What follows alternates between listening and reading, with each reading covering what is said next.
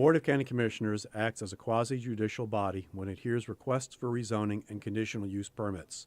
Applicants must provide competent, substantial evidence establishing facts or expert witness opinion testimony showing that the request meets the zoning code and comprehensive plan criteria.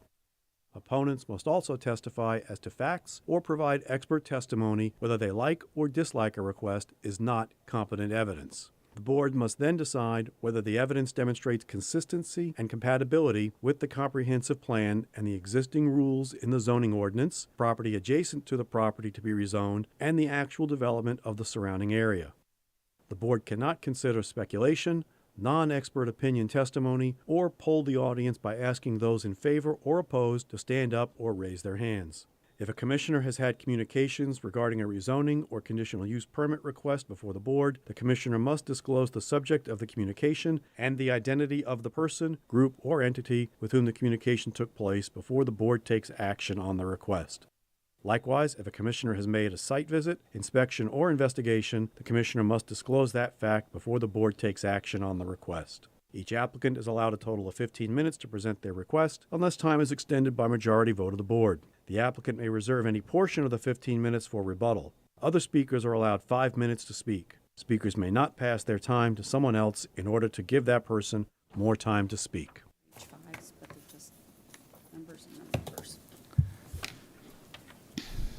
Good evening, everyone. I'd like to welcome you to the Thursday, October 6th, Brevard County Commission zoning meeting.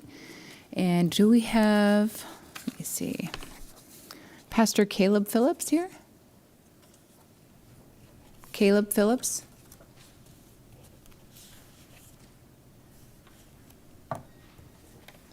Commissioner Pritchett?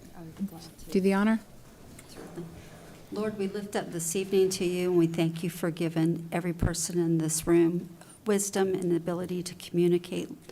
Lord, we just fully expect to make decisions tonight that would cause no harm and do what's best for our community. In your name, Jesus, amen. Amen. Amen. And with that, I'll call this meeting to order.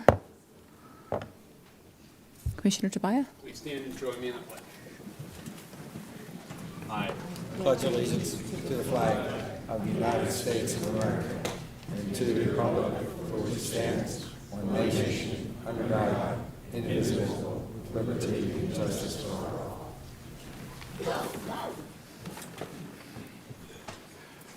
All right. Moving on to item D, minutes for approval. Motion to approve. I have a motion to approve the minutes from the August 9th Melbourne-Tillman meeting. Second by Commissioner Tobia. All those in favor say aye. Aye. Any opposed? Motion passes unanimously. Item E1, Commissioner Tobia. Thank you, Madam Chair. And normally I try to keep these resolutions off planning and zoning, but this one's timely in nature. So with your permission, I'd like to go ahead and read the resolution, Madam Chair. Go ahead. Thank you. A resolution on behalf of the Brevard County Board of County Commissioners calling for the governor to immediately suspend Mayor David Berkman from office. Whereas Mayor David Berkman has served as the elected mayor of town of Indiana since 2008, and whereas as an elected official, Mayor Berkman is held to a higher standard in behavior, and whereas according to the Florida Today, quote, Indiana Mayor Dave Berkman was arrested on a battery charge after he struck town council candidate Mel Chang in the face with a leaf rake during a post-Hurricane Ivan cleanup at a town park. And whereas this alleged action is a misdemeanor of the first degree in violation of Section 784.03 Florida statute, which upon conviction is punishable with a maximum sentence of no more than 1 year in jail and or up to a $1,000 fine. And whereas committing such an alleged act as demonstrates immense immaturity, poor decision-making, questionable morality, but doing so while being recorded raises concerns regarding mental capacity.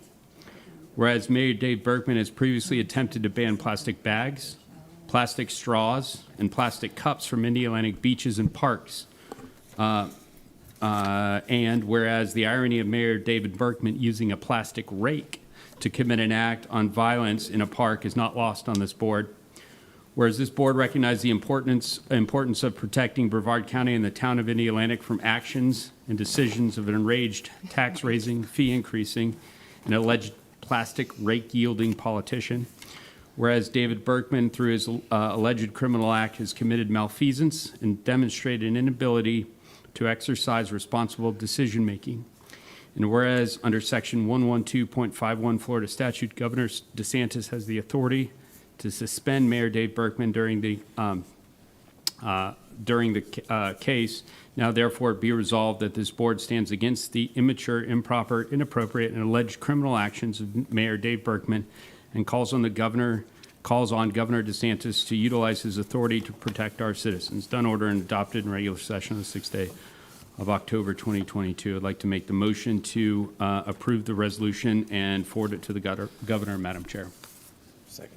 All right, I have a motion by Commissioner Tobia, a second by Commissioner Smith. Any further discussion? I'm tempted to comment, but By all means. I don't know that the governor does anything about this because it's like a month out. And I've had my own dealings with Mr. Berkman, Mayor Berkman, that wasn't really related to this. However, assaulting a resident, no matter what the case, and I guess that there's video showing this assault, is not something that I agree with. I don't know that it's this board's responsibility to demand a resignation from Mr. Berkman, but I see why you brought it today. Anybody else? All right. With that, all those in favor say aye. Aye. Any opposed? Nay. I'll be the lone naysayer. I'll get this signed and off to the governor. Thank you, Madam Chair. All right, moving on to consent. Do we have any items? Okay.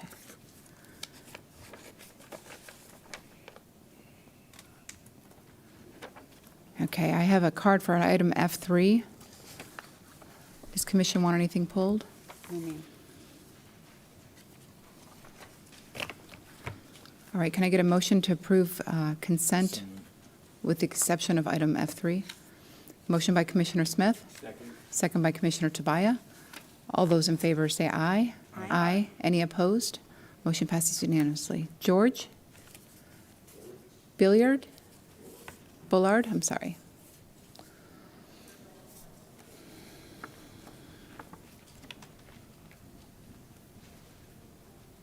I appreciate the opportunity to come up here tonight. This is my first trip. Okay, could you just state your name, please? George Philip Bullard. I've been a resident of Brevard County for 13 and a half years. I moved here from Nashville, Tennessee. I have noticed, when I moved here from Tennessee, I looked at several different areas to move to. And of course, me and my late wife and I chose Viera, as our home. I've lived here, and it seems to me, I guess Kurt is my commissioner. Over the years, I have noticed a decline in quite a few things, and there's some things that are very concerning. Number one, on Somerville, now I know we have HOA. I pay 2 of them. Is this related to item F3? You called my name, I guess. That's what's on the card, is item F3. It's some concerns I have. Okay, so this is don't know. probably more for public comment than it would be for, Are we going to have that opportunity? everyone's offered that opportunity during the public comment section, item G. Okay. Put me down for G then. Okay. We will do that. Thank you.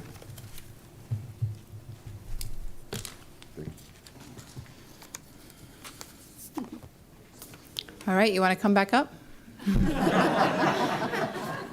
We'll put you first. That makes more sense, right? Again, I'm George Philip Bullard.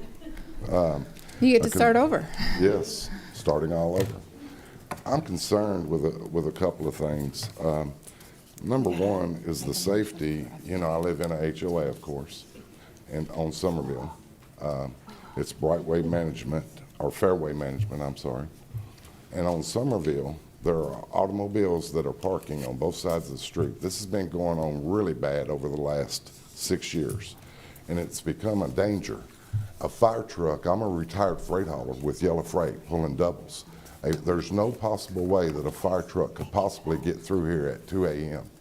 These people are using this, and it's against the law. It's plainly posted. You know, I've already called Public Works. I've already called, you know, I've been on the phone all day with several companies, you know, even with Fairway Management, discussing this ongoing issue. I've went to, you know, our meetings. This is a safety concern. For instance, yesterday, you know, I'm on the way to church. There's 2 cars on each side. I drive a Toyota Tundra Crewmax, you know, not a dually, just a Crewmax. A little boy rolls a ball out in the street, and a little girl goes to catch it, you know, right out in front of me. I'm very cautious. I've got 3.5 million safe driving miles, you know, without ever having an accident. But if you were to take a 16-year-old or somebody not paying attention, that little girl would have been hit. That's one. Number 2, September 27th of 3 years ago, the west sun was in my eyes. There's a gentleman that owns 4 cars, 0 in his driveway, by the way. Not one. He owns 4. They're parked around a corner, a curve. The sun is coming through my vision. I've got sunglasses on. I'm blinded, trying to navigate through this, you know, through these cars on each side of the street. He steps right out in front of my truck. Thank God, even being a professional driver, I would have run over this guy. But Toyota puts a stop assist where it brakes the truck for me, you know. And I mean, it's just a matter of time that somebody's going to get run over, a child, or you know, the fire department is going to have to come. And I've got several elderly friends that have lived in this neighborhood since 2002, and a fire truck cannot get through here, you know. I invite you to come at 12:01 a.m. and you can see. Last night, 9:30, when I got home from church, there was 22 cars parked in the street on both sides. This is ongoing. We've contacted, you know, Brevard Sheriff's Department. They'll come out once or twice a year, write tickets, clear it up for a day or 2. I think there needs to be signs. I think we need to enforce it. You know, we need to talk to the homeowners. You know, get your vehicles off the street. You know, do whatever you have to do. Clean your garage out, put one in there. You know, these, and a lot of them, and I've got pictures I can show you today, where they're parking and they got a clear driveway. Thank you. Let me ask you. Okay. Is this a homeowners association? Do you live in a homeowners? I do. Well, they're the ones that should be correcting this and behind it, and they're the ones that put the signs up. They have to call to get permission to put those signs up. And they're the ones that have to, and if they're not doing it, then you should run for president or chairman or whatever Well, they that's my call it. next door neighbor. He's a good friend of mine, and he's the president. But they're the And, ones that have to call the police. Yeah. Well, no. So you should be having tell this us to discussion call the with police, them. And we have been. I'm glad you're here. I'm happy that you have us to listen to you, but there's nothing we can do. There's What you something have to that- do is get in front of your homeowners association and give them that same little talk. There is something that I would like to ask you. I know I'm running over my time, and I'll get out of here, but I do have one question. I have a couple, but I'm just going to take up one. I did call and talk to a lady that was real sweet today, Cynthia Morris, with the traffic ops signs. She wants videos and pictures, but I'd invite anybody up here to come through this neighborhood, even at 9 o'clock at night, and just see, you know, just think if, you know, we were to have a house on fire, or someone needed an ambulance and a fire truck come through, there's no possible way. I've seen trucks have to back up and out of the neighborhood and come in the other way to get Okay. to where they're going. So this is very much a safety concern. Commissioner Tobia, did you have a comment or question? No, Madam Chair, I was going to ask for the motion to approve F3. And this Okay. gentleman's done. I would appreciate it if somebody would come out and look at it, and you guys get behind us and helping us. I second the motion. That's a motion to approve item And F3. if you need my phone And number, a I'd be more second. than happy to provide it. You can call my office. I did All those in today. favor say aye. Aye. Aye. Any opposed? Motion passes unanimously. That was for item F3. Thank you. Ms. Sullivan?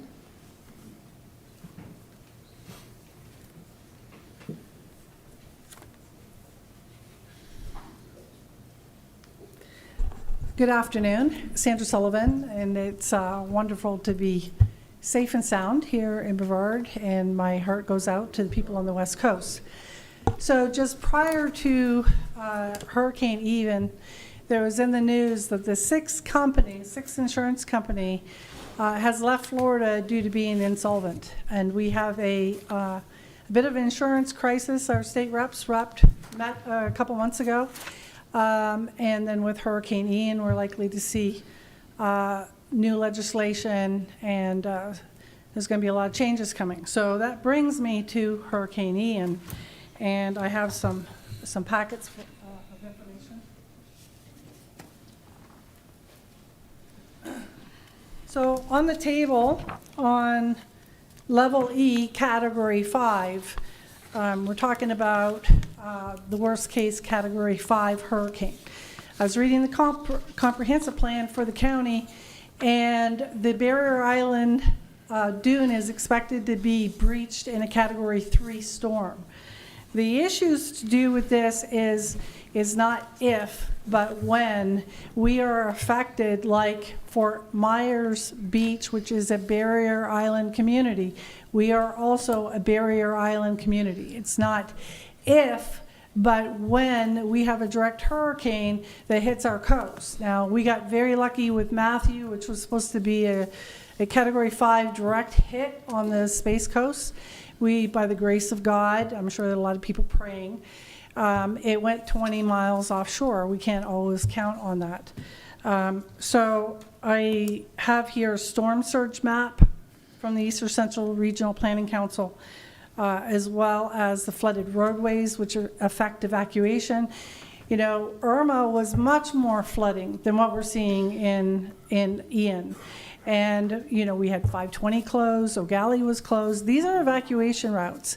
The concern in one of the files I sent you, page, I can't see it without my glasses, 18, is about when you have rainfall prior to landfall and these roads get closed. These are evacuation routes. And so my message here today is that we have to be very mindful of the density, because we're already at for evacuation on that first table. The hours are for Brevard 36 hours to evacuate. Now, by state statute 163.3, et cetera, we are supposed to be able to evacuate in 16 hours from the Barrier Island. We are nowhere near that level. And so I'm just asking this county commission to be cognizant that there are going to be legislative changes. The state rules are likely to be much more enforced moving forward. Thank you. All right, that's all the public comment cards I have. Okay. All right, and we're moving on to public hearings, and I just want to ask the commission if they're okay if I switch 2 items that are toward the bottom and hear H6 after H4, sure, because I know H5 is going to be a lot longer, and I think it might help people, you know, get out of here sooner than the probably 30 or more cards we have. You want to put H5 last and H7? All right, so if you guys are good with that, all right. All right, moving on to H1.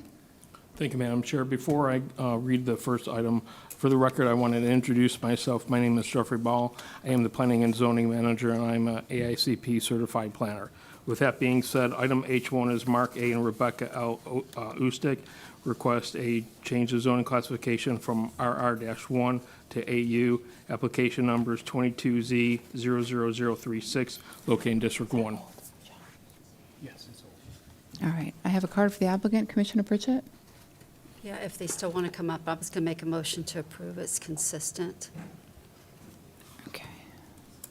I have a motion by Commissioner Second. Pritchett for approval, second by Commissioner Tobia. All those in favor say aye. Aye. Any opposed? Motion passes unanimously. Item H2. Thank you, Madam Chair. Item H2 and H3 are companion applications. I will read both of them into the record at the same time. However, you'll need to have a separate motion for each.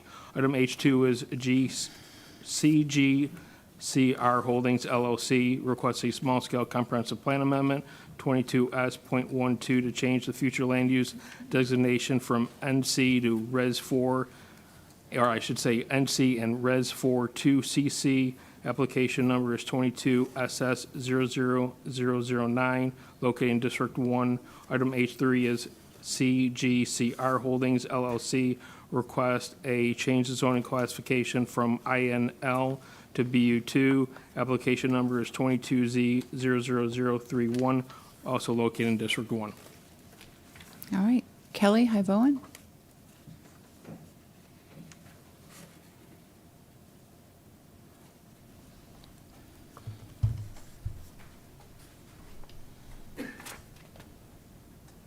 All right. Good evening.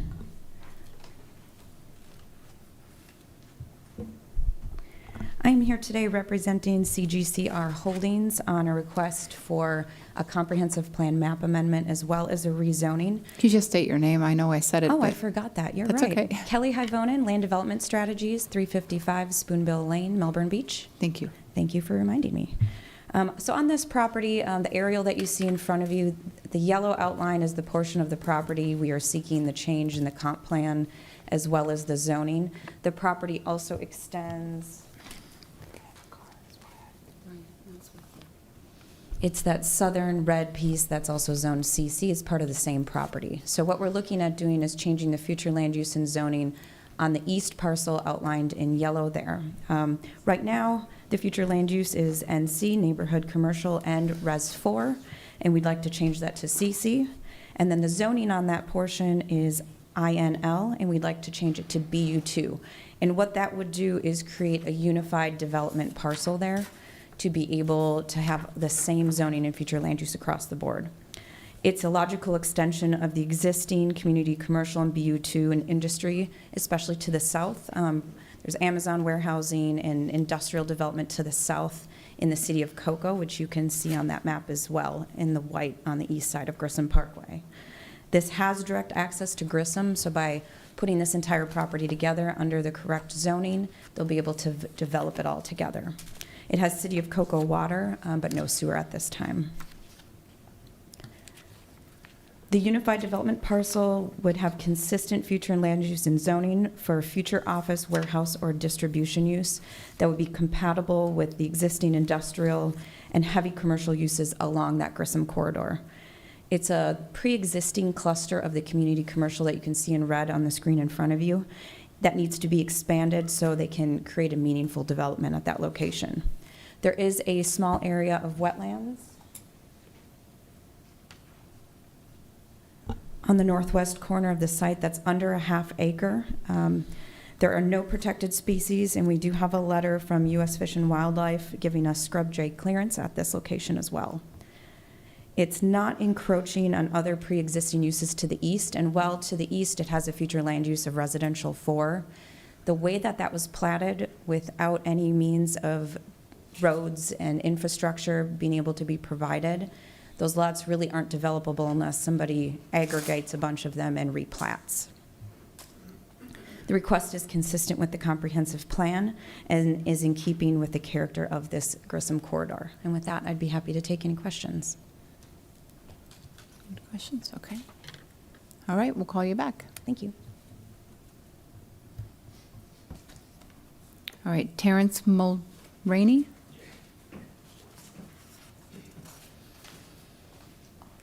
Thank you very much. Terrence Mulroney, 1649 Pineapple Avenue, Melbourne, Florida. I've been a resident of Brevard since 1985. I'm here to approve and go along with the zoning for H2 and H3. I own land directly north adjacent to this property, and we'll be looking to put in for the same zoning next year that this zoning is going for. So I give it 100% approval. Okay. Thank you. Commissioner Pritchett? Motion to approve item H2 first. All right, I have a motion to approve item H2. Second. Second by Commissioner Tobia. All those in favor say aye. Aye. Aye. Any opposed? Motion passes unanimously. Motion to approve item H3. I have a motion by Commissioner Pritchett, second by Commissioner Smith. All those in favor say aye. Aye. Any opposed? Motion passes unanimously. All right, moving on to item H4. Wayne Frank Crisafulli and Sonja Anette Crisafulli Living Trust requests a change a zoning classification from AU to RR-1. Application number is 22Z00038, located in District 2. All right, Commission. Motion to approve? Do we want to hear from the applicant? Are you guys comfortable with it? I was good, so. A second. Commission? All right, did you want to speak as the applicant? Okay. I have a motion by Commissioner Pritchett, a second by Commissioner Tobia. All those in favor say aye. Aye. Any opposed? Motion passes unanimously. Item H6. Andrea Bedard and Nicholas Boardman request to change the zoning classification from AU to RU2-4 and RU2-6. Application number is 22Z00015, located in District 2. All right. Ms. Rezanka?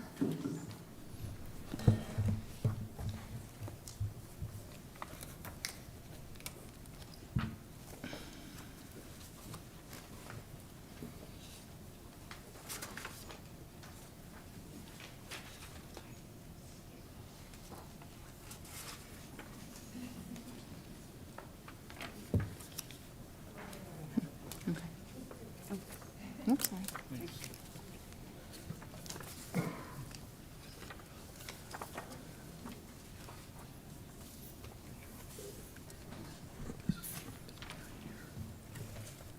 Good evening, Chairman Zonka, members of the County Commission, County Attorney Richardson, nice to see you.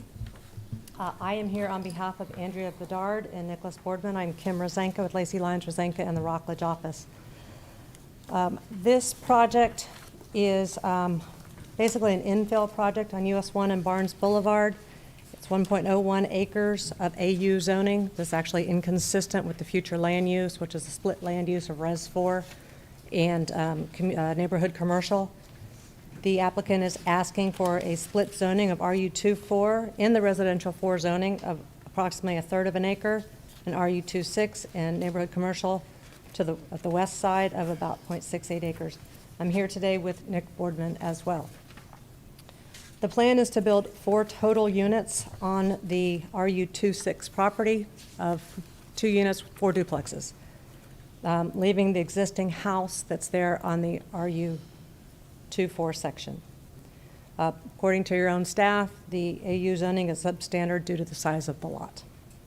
The surrounding area is a mix of zoning. You have residential to the east. You have a transient motor lodge to the west, which is TU1, 16 units. That's also owned by my client in a corporate entity.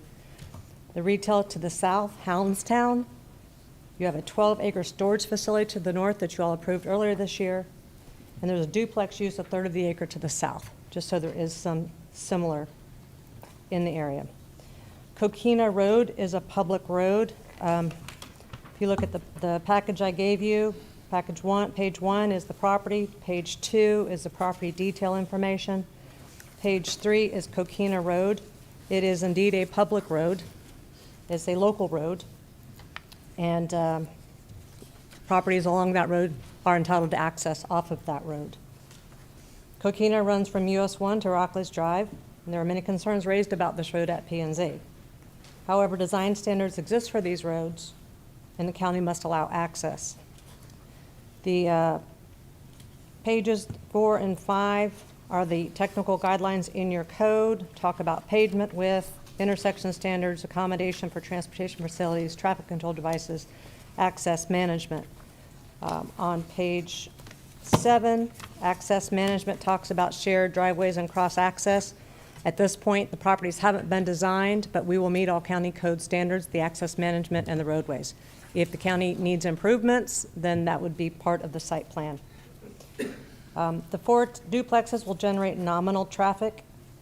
Common sense would lead you to know that most people are going to go to US 1 where there's a traffic signal to get out, as opposed to going to Rockledge Drive, which is a very slow and narrow road. The neighbors' opposition are mostly the use of the road and the use itself. However, AU allows raising and grazing of animals, chickens and beekeeping, parks, foster homes, and group homes. So residential use is a better use than those next to residential and between transient. This project first came as extension of the motor lodge, and it was voted down at P&Z, and there were a great deal of neighborhood opposition. The neighbors said, we want residential. Now the applicant has come back with residential, and the neighbor said, well, we don't really want just residential. We only want single-family homes just like us. The planning and zoning was a 5-5 split for this request. However, it was stated several times at P&Z that this is a compatible transition. It's a classic transition from single-family to a more commercial use. If you look on page 8, this is the one email of all the opponents, and it shows their zoning and their names. They are indeed along River's Edge. Only one, Miss Susan Mills, is directly to the east. That's parcel 508.1. And if you look at page 9, Miss Susan Mills has a 0.16 acre piece of land. It is a very tiny piece of land. It's a very old, non-conforming lot. The lot next to her with the single-family house will be 1/3 of an acre, so larger than what she has. This is transitional zoning. We are not changing any of the future land use. The future land use of neighborhood commercial that's on the western side of the portion will stay there, and it'll be used for homes, for duplexes, so it won't be encroaching into the homes area. And I do want to cite to Chapter 5 of the Comprehensive Plan, the housing element, that Brevard County shall continue to provide for adequate lands for residential uses in a wide variety of housing types, pricing levels, and geographic choices. And land development regulations shall continue to designate lands for single-family, multifamily, and mobile homes. We're all aware of the housing crisis in this county, and this will allow 4 new housing units to be rented as duplexes or possibly owned. The decision has not been made yet. That we would ask the approval of the change in zoning from the AU to the RU24 and the RU26 as requested. All right, do you have a question for Ms. Rezanka? Yeah. Ms. Rezanka, I'm looking at the property. There's already a house on it. Yes, ma'am. Is the 4 family structures on there including that house, or is that going to make 5? There'll be 5. That one will stay in the RU24 on a 1/3 acre. They will split the lots. And then there'll be a about 0.68 acre on the west, which would have the 2 duplex units. Okay, I'm still listening, working through this, and what would be consistent, compatible. Let me ask you a question. If you guys did put in the duplexes, are these single-level duplexes? Yes, 1 story. 1-story duplexes? And I guess with a house there, you couldn't really do a buffer. So the house is going to belong to this property owner as well, correct? Yes. Okay, thank you, ma'am. Commissioner Smith, do you have a question? I do. Is there sewer and water here? There is not. There's water, there's not sewer. Sewer. Well, that concerns me because it's very, very close in proximity to the Indian River. And It's not in the septic overlay. If you look at the maps in your package, it's not in the septic overlay. I mean, but they will do whatever they need to do. I would think that an advanced treatment unit would be recommended in a situation like this. If your folks would be amenable to that, I think that, short of having a sewer, that would be the next best option. My client, Mr. Boardman, will need to answer that. I don't have that authority. Hello, Nick Boardman. Can you repeat the question, please? Yes. Would you be amenable to an advanced treatment unit for the septic system? So the existing house on the east portion at the moment does have about a 2-year-old septic system, so that's obviously in really good shape. The 0.68 acres which you're talking about on the west side, yes, I'll follow any recommendations from the county during the building process. There's a big difference between an advanced treatment unit and a new septic system. Correct. I'm not an expert in it, sir, but I will, if it's recommended and necessary, we'll do what it takes. I would feel much more comfortable. I would hope that my fellow commissioners would feel the same way. This is right next to the Indian River Lagoon, and yes, we're spending a lot of money to try and clean it up, and the best way to clean it up is keep the bad stuff from going in the first place. No, I agree with that. Okay. Okay. Thank you. All right, I have 2 more cards.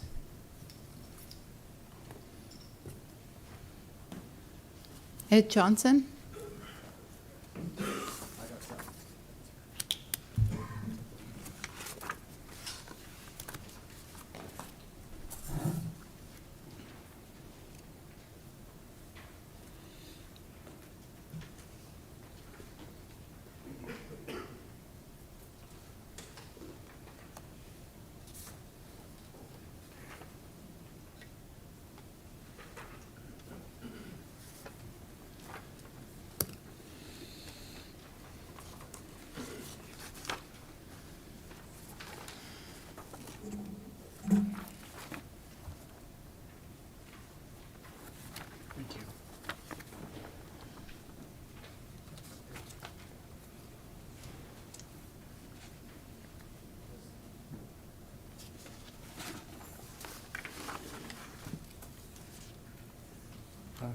Good afternoon, Commissioners. My name's Ed Johnson. I live in 1945 Rockledge Drive, Rockledge, Florida, 32955. I'm here representing eight residences, as Ms. Kasinko said. There are two others that aren't here today, and one of them lives right on the corner of Coquina, and his name's Kurt Myers, but he wasn't able to make it today. The first page, I've got two things to show today. The first page shows that these two zonings they want, one is for a 1/3 of an acre lot, and the other one is for a 2/3 of an acre lot. And I believe both of these zonings require an acre. So you can't put an R2-4 and R2-6 on something less than an acre. And I have a printout from the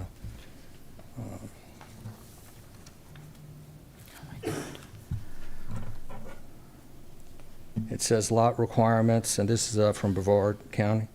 Maximum density, I'm a little nervous.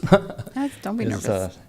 Is for RU2-4 is 4 units per gross acre, and for RU2-6 is 6 units per gross acre. The septic situation's already been mentioned. If you, and that's the first page, we'll show the lot here. The second page is a GIS map of the local area, and it'll show that all the homes in that area are EU or EU2, and we would not be opposed to that. Single-family homes, and I think that lot that doesn't have a home on it would easily qualify for a EU or EU2. And these duplexes, they're just not within the character of the neighborhood, and that was brought up in the advisory board meeting. It was rejected twice in the advisory board meeting. The first one, it was rejected unanimously, and the second one, it was a 50-50 split. My wife and I had COVID, so we weren't able to attend, and several other people weren't either on vacation. We've got several retired people in our neighborhood. But another major concern is Coquina Road. And Mr. Minabu stated in the meeting, it is a difficult situation in that area, and he cannot support anything on that road more than what is there today. The neighborhood doesn't deserve any more impact. He had made a similar statement in the second meeting, where the second time they tried to get the revised zoning through.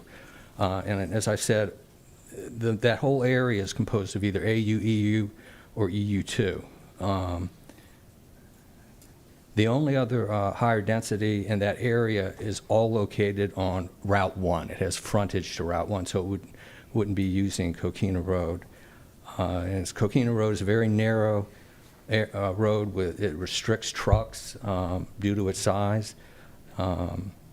And I mean, I personally was there in an accident and had my car totaled. And it's just a very slim, very narrow road. And Mr. Minabu knew very well, because he was instrumental in getting it paved when it was a dirt road. Him and Kurt Myers, who isn't here today, who lives on that road.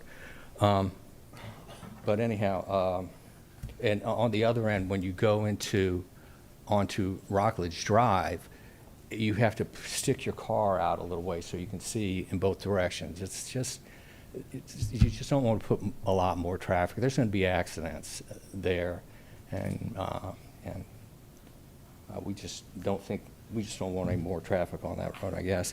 Another thing that was brought up was we're concerned about, and the advisory board was concerned about short-term rentals, and we don't want, the original zoning request was to add 10 or 12 units. Am I running out of time? 10 or 12 units, and then when we went to the second board, they said they wanted to put 2 duplexes on it. With this zoning, which they have a lot limitation, they can't do that. From what I've read, they could potentially, if they could get this approved, to put 10 units on there, because they've got the RU2-6 and the RU2-4 on the half acre and the 2/3 acre. So 10 units on a 1 acre lot. If I tried to lop off we all have close to 1 acre lots. And if I tried to put a couple of duplexes behind my house, I think I'd have to hire security. Thank you. Thank you. Thank you. Susan Mills?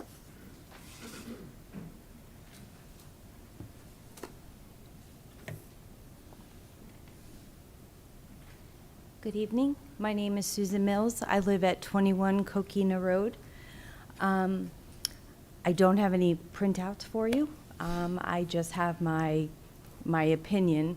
I live closest to this acre of land, even though the lawyer seems to feel that it doesn't have a lot of worth. I do live there. I have put a lot into my home. This neighborhood, I picked this neighborhood for a reason, because it does have a charm. It has a neighborhood feel. People are very respectful. I feel very safe there. I feel with short-term rentals in that area, you're taking Route 1 and pushing it into a residential neighborhood. And that's not what that land really was for. It's for a neighborhood. Single-family homes would bring more families like us, which it would be awesome and great and well-supported. And as far as the road, if you pull up to the light on Coquina Road, the people trying to turn towards you to go down Coquina Road give you dirty looks because they think that you pulled out too much, that you did not pull close enough to give them enough room to come down that road, even though you've as close to the right as you can possibly be. So that road really was not meant for heavy traffic. I watch, because I work from home, I watch trucks and cars come down there, large trucks, back up all the time trying to get back out because they can't make that turn. So I just hope you would take our opinions as well as the gentleman who wants to develop the land into consideration. But I would like to keep that a family-friendly neighborhood. It's important. Thank you. Thank you. Ms. Rezanka, did you want to come back up?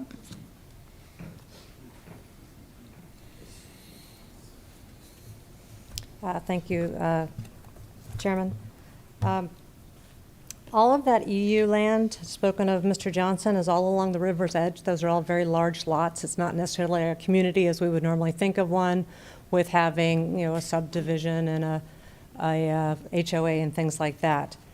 Minibu said he couldn't support it, but it is a public road. It's a local road. It's not heavily trafficked. And Mr. Boardman actually had someone counting traffic. And it's less than, in the morning peak hours, 30 trips an hour. So it's not very high traffic. There are trucks that go down there.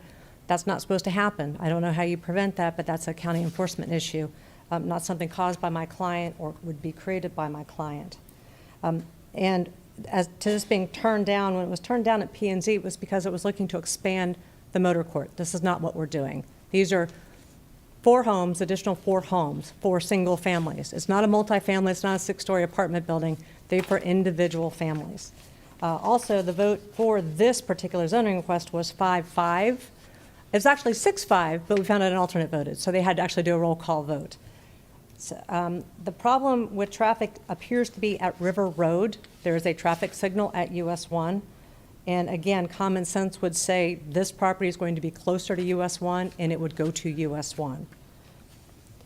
I did not mean to say that Mrs. Mills' house had no value. It's a lovely house. It's a small lot. That was my point. It's a .16 lot. And it is an older home. A lot of these homes are older. In fact, I believe her lot was split from a larger lot to make that small lot long time ago. If you are concerned about the traffic, Mr. Boardman's employee is here. He can tell you what he saw, but I would tell you that on 2 days of Tuesday and Wednesday of this week, from 7 to 9 in the morning and from 4 to 6, the traffic was about 30 to 40 an hour. So it's not a heavy traffic, and most of them are going to Houndstown. At some point, Houndstown was allowed to put an access on Coquina, and my understanding is that's where a lot of the traffic is coming from. A majority of it is coming to and from the doggy daycare. So with that, also, it's not possible to put 10 units. The max units that could go on here might be 6. I doubt it. We're not even sure 2 duplexes will fit. Engineering hasn't been done. But my client does indeed agree to do the high-end nutrient reduction if I assume by a BDP, should this be approved. Thank you. Commissioner Pritchett? Yes, ma'am. If this were an EU zoning, how many units could they put on this property?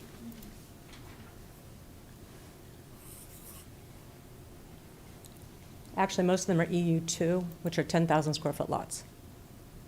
So EU requires a 15,000 square foot lot, and EU2 requires a 9,000 square foot lot. So 15, so that's probably around a quarter acre, so 4 lots an acre. 4 units? So EU would allow for 4 lots, assuming that they would have each access. So here's my thought on this. We'll have to see where everybody else sits. And I'm not sure the RU 2, 4, and 6 fit, but I think an EU would. But since you're doing 4 units, I could possibly be comfortable with this if you'd be willing to do a BDP, saying the maximum amount you would do is 4 units with the advanced wastewater treatment and single story. Because I think with the zoning that would be appropriate in the area as well, because I did have a little heartburn with the RU 2 and 4 because there isn't any. So I'm not sure that was consistent, but I think with the BDP on it, I think that would then make it consistent. Is that BDP for the entire acre or just for the RU26? The entire acre, if you would have a maximum of 4 units you'll put in with the advanced water treatment system, single story. You already have a house there, so I think the buffer is already there for the residents back behind it. So I think that would kind of get you to the place where it would have been the EU, same zoning, and I think it's a little bit of protection. Then I feel a little more comfortable with consistency. Mr. Boardman, is that acceptable? Thank you, Commissioner. Commissioner Smith? Thank you, Madam Chair. I would like to suggest restricting rentals to 1-year minimums, because I can see why people would be concerned that there are the possibility of maybe 30-day rentals, 2-week rentals. That would ease the neighbors' minds greatly, and if that's his intent anyway, it's just simply putting it in writing. Well, it is his intent. However, he does have a lot of out-of-town people that do come in for like a month to 3 months. Mm-hmm. And, because that's what he's doing right now at the hotel, at the transient lodging. So we would prefer it to be 90-day rentals, but that's what he is. Yeah, again, I'm not crazy about this thing being there in the first place because of the proximity to the river. We're adding four units. If you have 2 people per, you've got 8 people living within 150 feet of that river. Even with a ATU, you're subject to probably 6, and I don't remember which one's which, but it's 6 to 8 pounds of nitrogen per 4-person family, and about the same amount of phosphorus. So we're potentially dumping a lot of nutrients into that water. I just would feel more comfortable if it was a 1-year restriction. I don't know whether my fellow commissioners feel that way, but. I thought they were home. I don't know that can we legally even do that? No.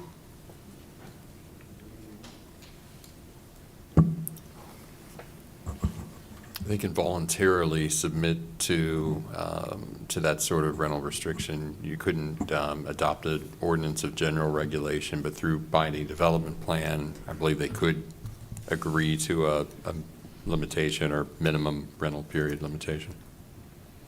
I don't know if I want to be in the business of trying to manage that. Commissioner Tobia? First of all, and I appreciate Commissioner Smith's care of the lagoon. I don't know if the science backs it up. In fact, I'm quite certain it doesn't. We discussed the distance over and over and over from the lagoon as to what was needed for advanced septic. This did not make it. So the science doesn't back it up, but the applicant has kindly decided at a great cost to go ahead and do that, and I hope that, makes you feel better. But the reality is, on the other side of this property, it's literally a hotel.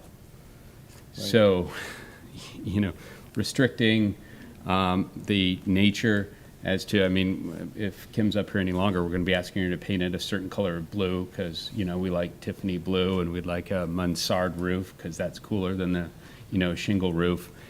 At some point, it just becomes unfair to the applicant. They've gone above and beyond on it. So I had questions on requiring an advanced septic because the cost on that, I don't know whether the applicant knows it or not, is going to be tens of thousands of dollars for something that the science does not back up. And Who says the science doesn't back it up? The scientists. Which scientists? Virginia Barker? Virginia will tell you, she's come up here and said when it's further than 150 feet. 150 feet, that there is no measurable difference, and we are further from that. We're pretty darn close there.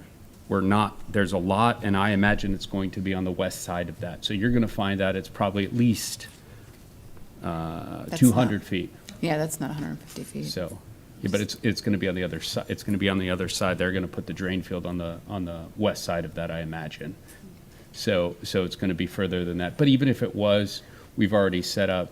What we've done is we've already set up that barrier. So if they were in that, they would be automatically required to do that. And as Kim's mentioned, they're not in that. But either way, my point is the applicant has gone above and beyond the parameters that we set forth. And literally, there is a hotel right next to this. Exactly. Literally, there's a hotel. So there's a hotel dumping an awful lot of stuff within, say, even 300, 400 feet. That has a tendency to make its way down to the river. I see where you're going. I've given up on that because the applicant has agreed to the advanced to your request for the advanced treatment unit. But now you've lumped another request on that it be that it be a year rental, and I think I don't know where this ends up, and I'm afraid that we're going to start making these arbitrary decisions further and further and further that's based on nothing. And that's where I went with, hey, let's decide that, the color of it or the shape of it or the style. I think that's facetious. That's not based on any science either. That's my point. That is my point. We need to stop with the arbitrary decisions here and make one in a quasi-judicial fashion as we're obligated to do so. So as you make this decision, I will support this with the added or without the added advanced septic. So when you count votes, just to be clear, that's where I am on this one. Commissioner Pritchett? Thank you, ma'am. I think what the neighbors are concerned of, since there's a hotel, this would be more of a hotel feel close to their homes. And that we're having it be 2 home duplexes. It's really hard to run those out week to week. I mean, you're going to have people move in, and right now, the way the economy's going, you're going to be pretty steady with a year's lease. So that's probably not my biggest concern, but I understand that because that would be what the homeowners are concerned about. So wherever Commissioner Smith is on that, I understand what he's saying too. He's trying to be protective, but I'm good if you guys are good with the BDP on restricting it to that many homes. Yes, I ma'am. would be good with that, because it'd be the same as the other zoning. Yes, sir. And That is if good. you own a house, you can rent it out as well. He has a long-term tenant in the one house, a year-to-year lease. Yeah, and it's nice having long-term tenants. You do a lot less work repairing your properties. Mhm. So, okay. Thank you. All right.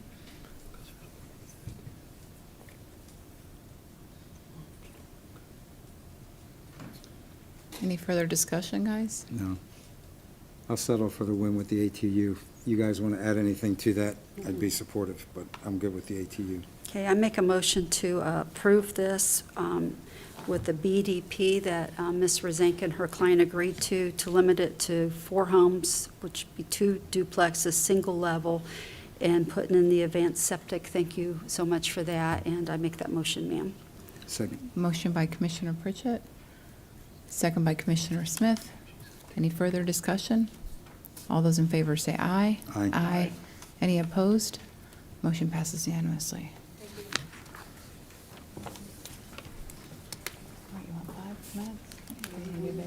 All right, we're going to take a quick 5 minutes before the next one. The tiny house is out of the way? Is he here? Oh, okay. I don't even know if he's going to come. Oh. Did he tell you he was going to come? No.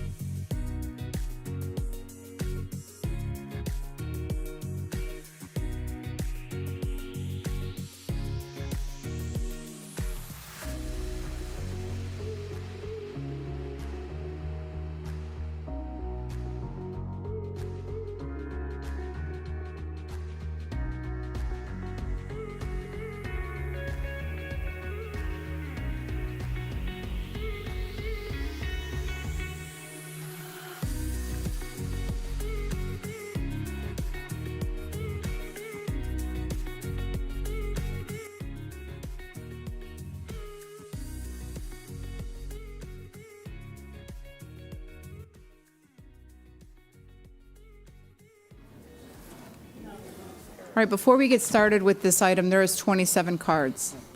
Each speaker has 5 minutes, so you can do the math. Well, there's 27 cards, but one of them is the applicant, and that's 15 minutes. So 26 cards at 5 minutes, plus 15 minutes, plus the applicant has a right to cross-examine any speaker at any time that comes up. So I've asked the applicant, if she wants to cross-examine, to raise her hand, so I'm not interrupting everybody, as we go through, and I don't want to accidentally miss it. So I would just ask if you obviously have the full 5 minutes if you choose to take it, but just understand, if you're saying the same thing, I don't know how effective it's going to be or how, if it's a good use of time. So with that, I guess we'll get started.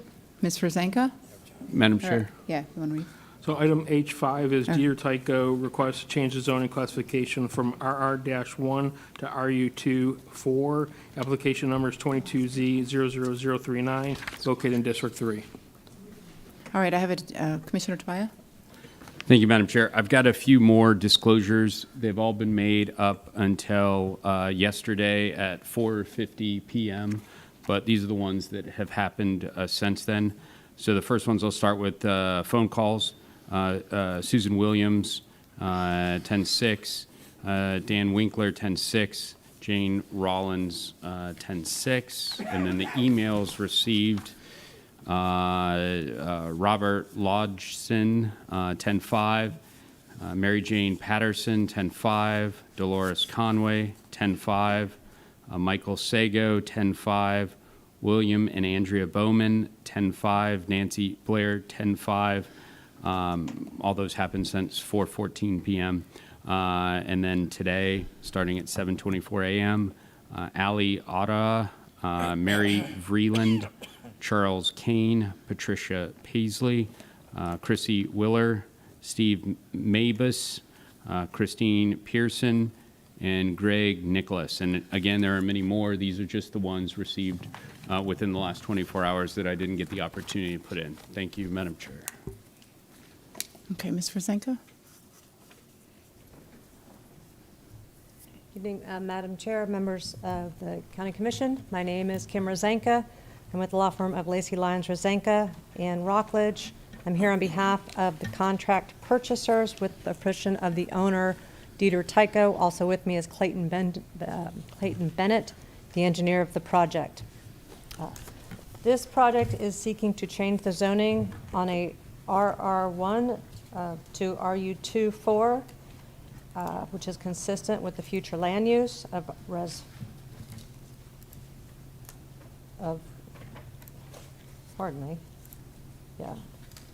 4.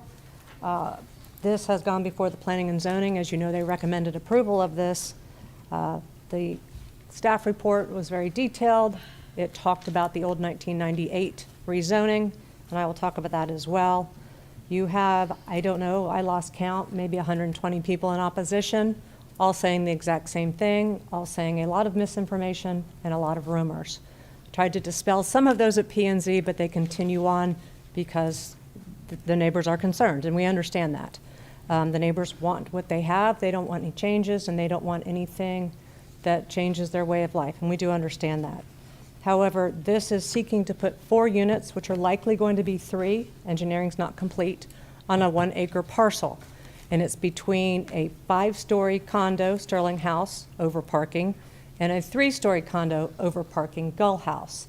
So there's the single-family lot that was changed for unknown reasons back in 1998, or actually 1994, I think.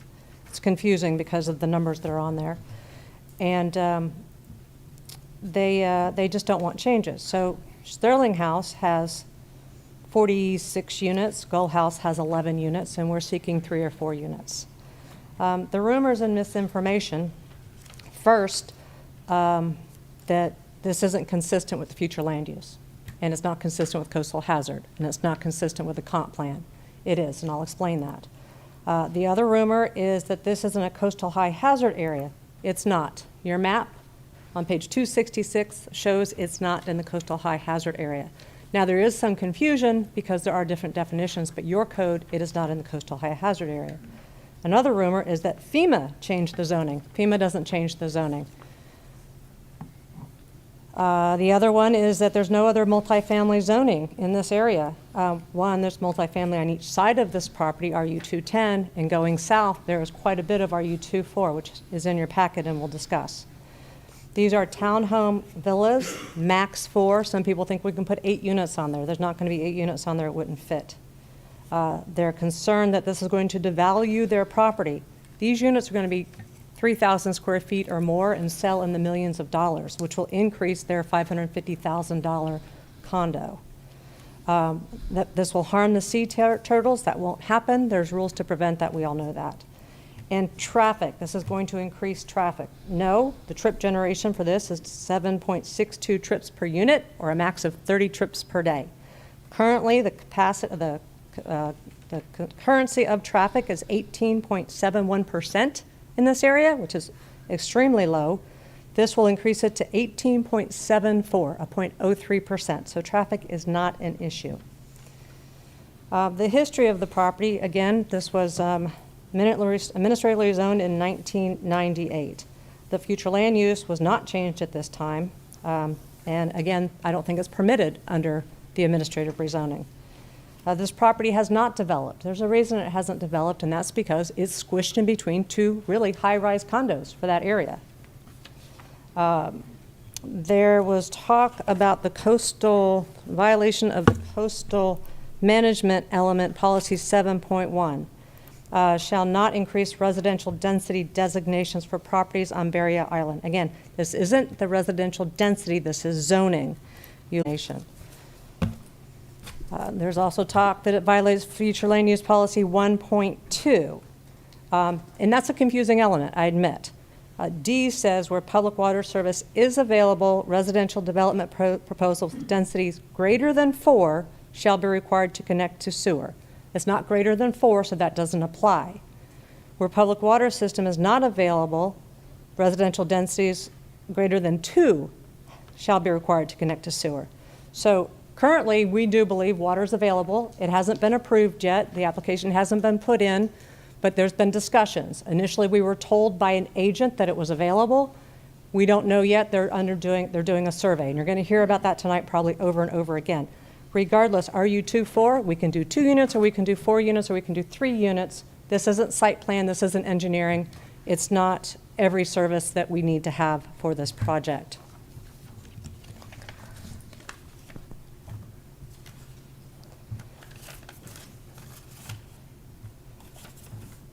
There's been many concerns. They're concerned about their view. Again, these condos are tall.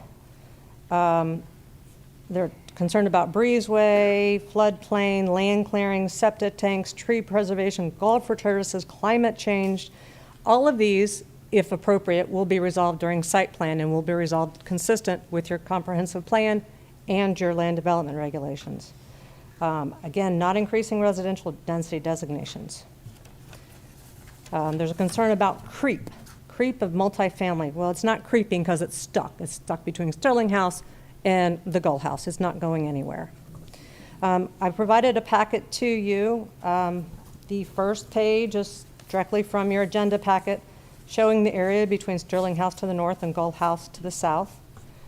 Next is a density map showing the density. To the north is about 12 units to the acre. To the south, so probably 14 units to the acre, and we're looking at 4 units to the acre. Regarding the zoning in this area, on page 3, the red highlighted is the applicant.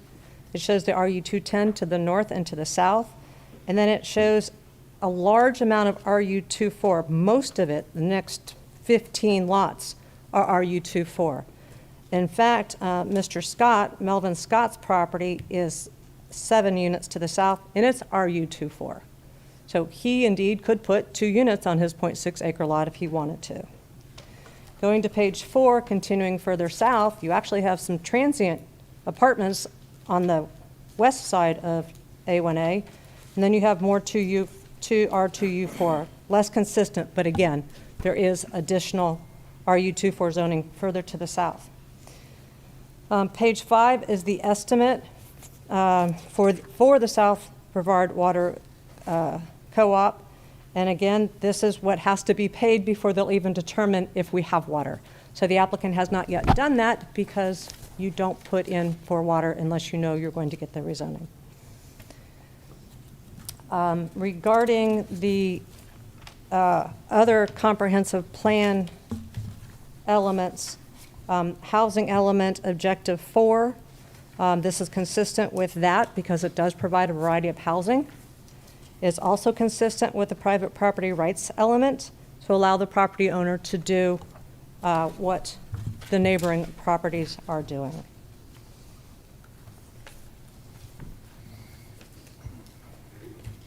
I wanted to talk a little bit about the 1998 administrative rezoning, the future land use directive, which is also in your packet at 273. The rationale says it was recognized in limited number of instances the lower densities would result in significant incompatibilities based upon areas of existing higher land use densities and intensities. And it's odd that this was actually in this 3,400 acres, 4,000 acres, how many it was, because this was lowering intensities to very, very small, to 1 unit to the acre when you had 14 and 12 on either side. So it's questionable why this was done at the time. It wasn't challenged at the time, but it hasn't been developed, and it hasn't been developed for a reason. I do want to go through the administrative policies of 3, 4, 5, 6, and 7, and the law related to that, but I'm going to wait for my rebuttal to do that, to see what I actually need to address instead of spending more time.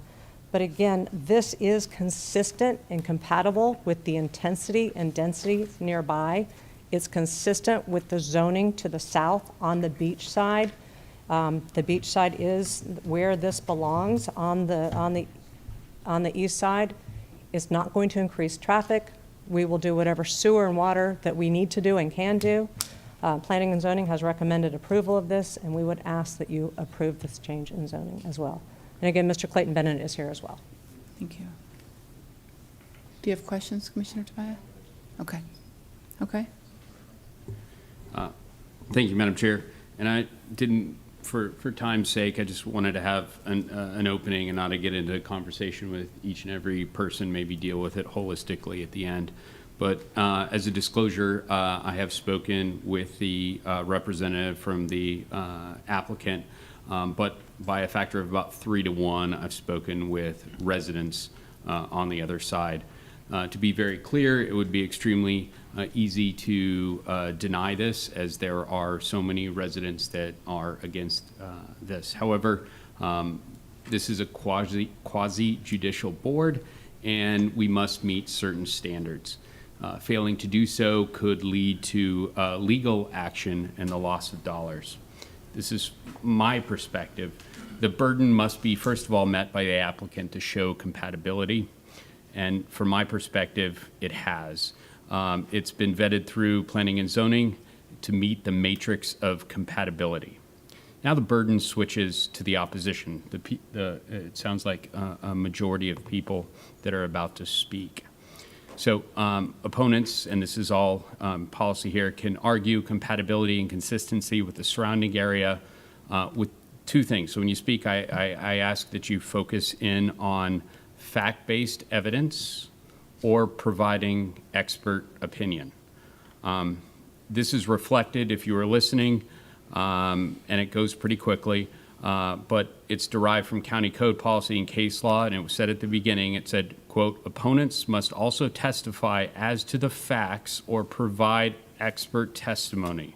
Whether they like or dislike a request is not competent evidence. Therefore, I got a few arguments that I should not approve this because the applicant was German. That is not either fact-based evidence, nor is it an expert opinion, and thus I can't nor would I take that into consideration. So I look forward to listening and making a decision based on, again, fact-based fact-based testimony or expert opinions, and I will go from there. Commissioner Smith? Thank you, Madam Chair. I just wanted to address the fact that we have, as you all are well aware, an awful lot of people that are here to speak or to be heard. We also know that in cases like this, when we have an awful lot of people, sometimes it gets redundant and people say the same thing that somebody else already said. So if you feel like you're not comfortable up here in front of a lot of other people speaking, that's your opportunity to kind of weasel out. You can just raise your hand and say, somebody else already said what I had in mind, and I don't support this, or I do support this. So it gives you an opportunity to speed things up and also not to have to be up here speaking when you don't feel comfortable doing so. So I just wanted to say that. Thank you. All right, does Clayton want to come up? Pardon me? At the end? Okay. If I can go at the end, I can respond to the questions. Sure. Miss Glover, Beth Glover? And after Beth, Christine Kirchheimer? And after Christine, Sid Kirchheimer. My name is Beth Glover. I live at 6630 Floridana Avenue, Melbourne Beach. I'm going to read about the South Beaches Comprehensive Plan history. Following the 1985 Growth Management Act, all of Florida's 67 counties and at that time 435 cities took to drafting and adopting their first comprehensive plans per Chapter 163 of the Florida statute. Brevard's 72-mile long and 24-mile wide area received its first future land map use and residential density map designation in 1988. As you might expect, the first adopted plan used a broad brush to assign every unincorporated parcel a land use and density designation. This broad brush painted the South Beaches with a high density that would have enabled it to replicate the community feel of Cocoa Beach and some of our other denser and more intense beachfront communities. Commissioners and staff at that time knew that individual neighborhoods would need to be revisited in a more deliberative small area planning effort that would occur in coming years. Hundreds of incidents of this broad brush approach to placing future land use designations over underlying existing zoning classifications and existing use provided a constant flow of right-sizing administrative and property owner initiative comprehensive plan amendments and rezoning to accurately reflect existing use. The South Beaches Small Area Plan was one of the county's first revisiting efforts following the comp plan of 1988 adoption. Over a one-quarter century later, the South Beach Small Area Study of the early 90s and its recommended reductions in residential density, designations, and administrative downzoning remains one of the most impactful and enduring commissioner and approved land use initiatives, arguably for Brevard County's history. At its core, the South Beaches Small Area Plan sought to accomplish several long-term community defining goals that we can all see and feel in our way of life today. First, the density reductions sought to ensure that an expensive and community-altering widening of State Road A1A would not need to occur. Secondly, the globally significant sea turtle nesting beach known as the Archie Carr Wildlife Refuge would need a build-out plan to enable it to remain a low-density and dark sky and stretch of beach devoid of urban glow and intense foot traffic. Thank you. Thank you. All right, Christine Kirchheimer, and after Christine, Sid. Good evening. Hi, my name is Christine Kirchheimer. I live at 6735 Angeles Road in Melbourne Beach. And I want to thank Beth. Okay. Why are low density and dark sky important to preserve? Well, because we know that these developments impact and inhibit successful reproduction of the endangered sea turtle nests, and that consistently there are 30,000 in number of those each year along this stretch of beach. Also, FDOT and MPO and county analyses of the potential need to fund a new costly bridge connecting Malabar Road to a landing near the South Beaches Cafe Coconut Cove was being considered. The SAP sought to avoid this additional impact to the beach, the Indian River Lagoon, and the hurricane evacuation pressures that come from increased density that the bridge would promote. Fast forward to 2022, and we can all appreciate the fruits born from this small area plan's comp plan amendments and subsequent administrative rezonings. The plan continues to forward these community defining attributes today. Now, some history on this small area plan. As part of the South Beaches plan, this subject property received a 4 units per acre residential density directive, which at the time would have allowed for 4 units per acre to be developed. However, it's critical to note that this small carve-out occurred within the midst of a neighborhood defining and community character creating C of RES 1 unit per acre. Page 3 of staff's report accurately reflects RES1 as the, quote, predominant FLU designation along the east side of Highway A1A, unquote, along with PUB, CONS, which is public conservation. Note that in addition to the RES1 dominating this community, publicly purchased property is the other defining land use. Brevard County has a rich and special history of voting to spend citizen tax dollars to preserve lands deemed critical to the balance between nature and suburbia that makes the Space Coast special. This property's place in the SAP can be seen in 1998 when it was unanimously administratively rezoned from RU 2-4 to its current 24-year status as RR-1. Why rezone to RR-1 in 1998? 5 years after the downsizing and administrative rezonings in the South Beaches, this parcel remained vacant at either just under 1 acre or slightly above 1 acre, depending on your source. This property had 5 years in a good real estate market to develop at RU-2-4. Thank you. Thank you.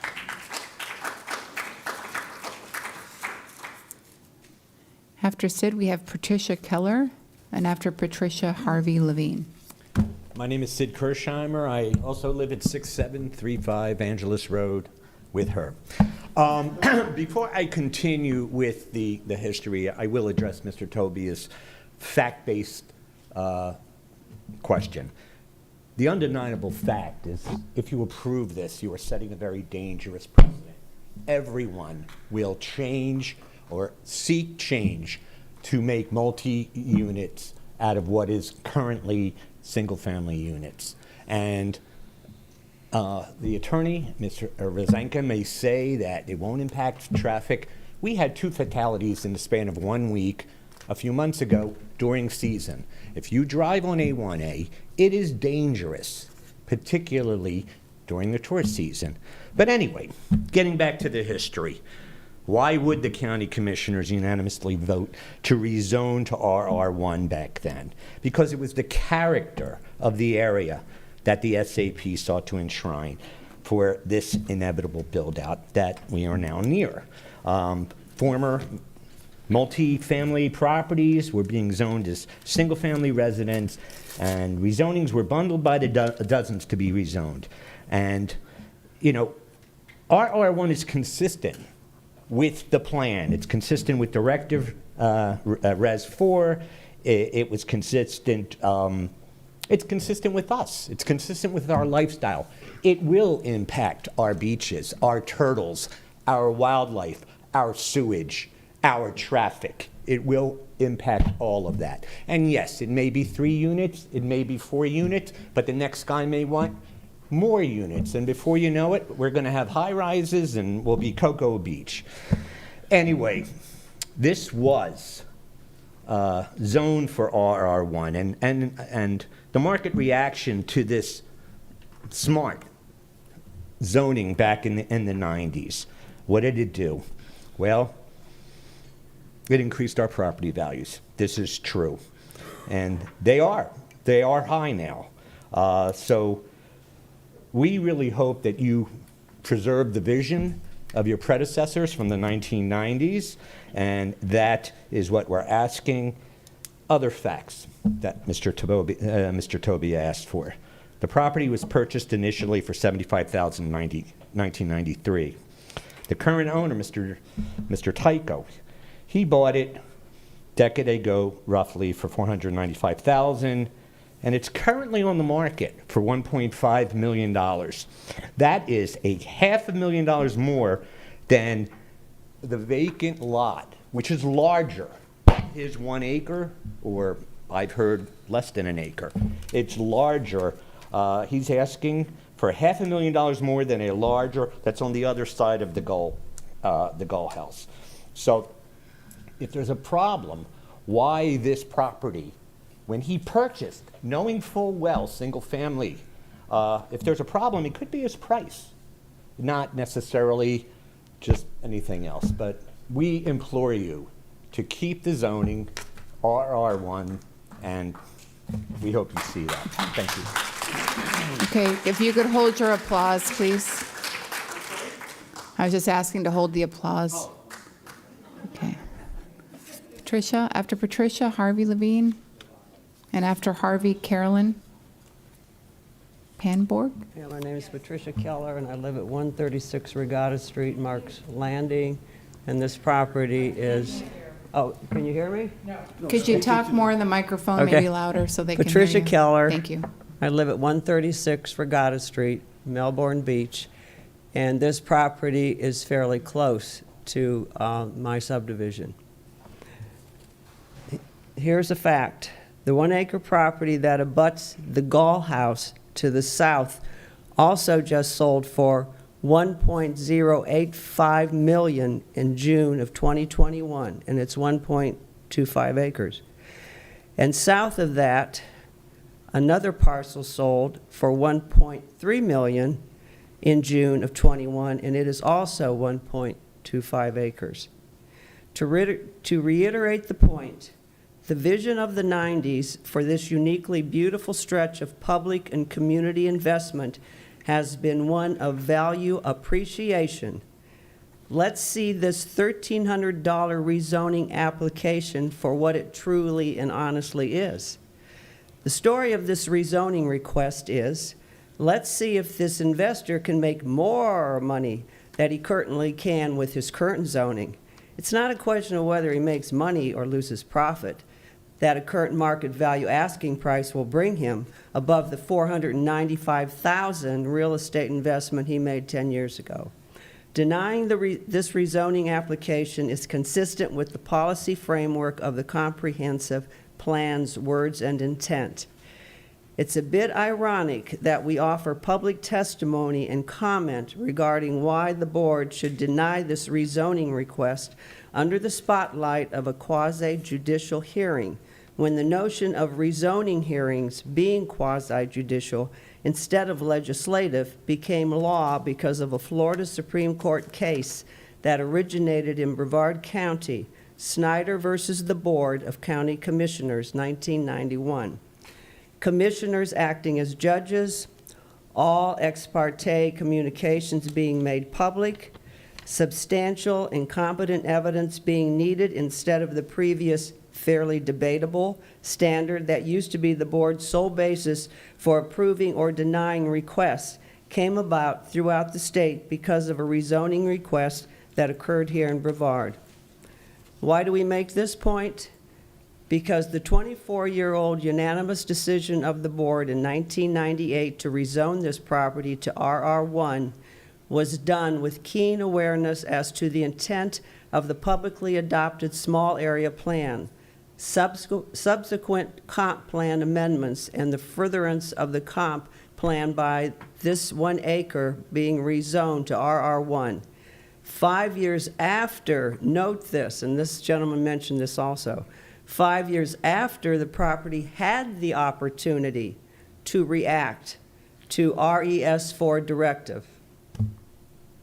Thank you.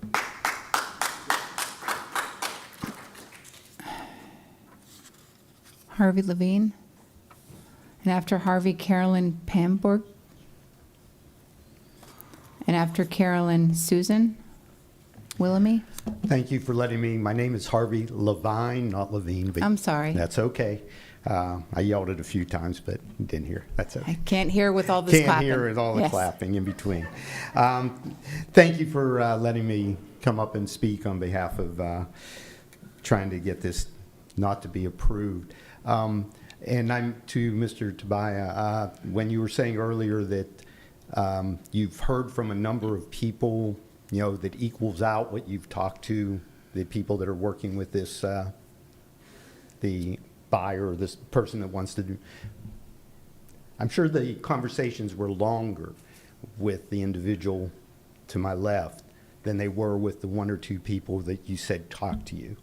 And being a 35-year educator, I'm aware of how, you know, politically this could be. But with that, the basic tenets of the comprehensive plan still supports the denial of this request to quadruple residential Density amidst a community dominated by public investment, conservation and low-density turtle nesting beaches that were been here for decades. Comp plan support to deny number 1, FLUE policy 1.7 references the residential 4 FLU designation.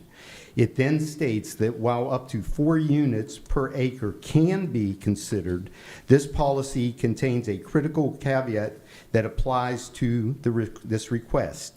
It states, except as otherwise may be provided for within the future land use element, except as otherwise may be provided for the future land use element, renders the board's ability to simply consider density as a consideration impermissible.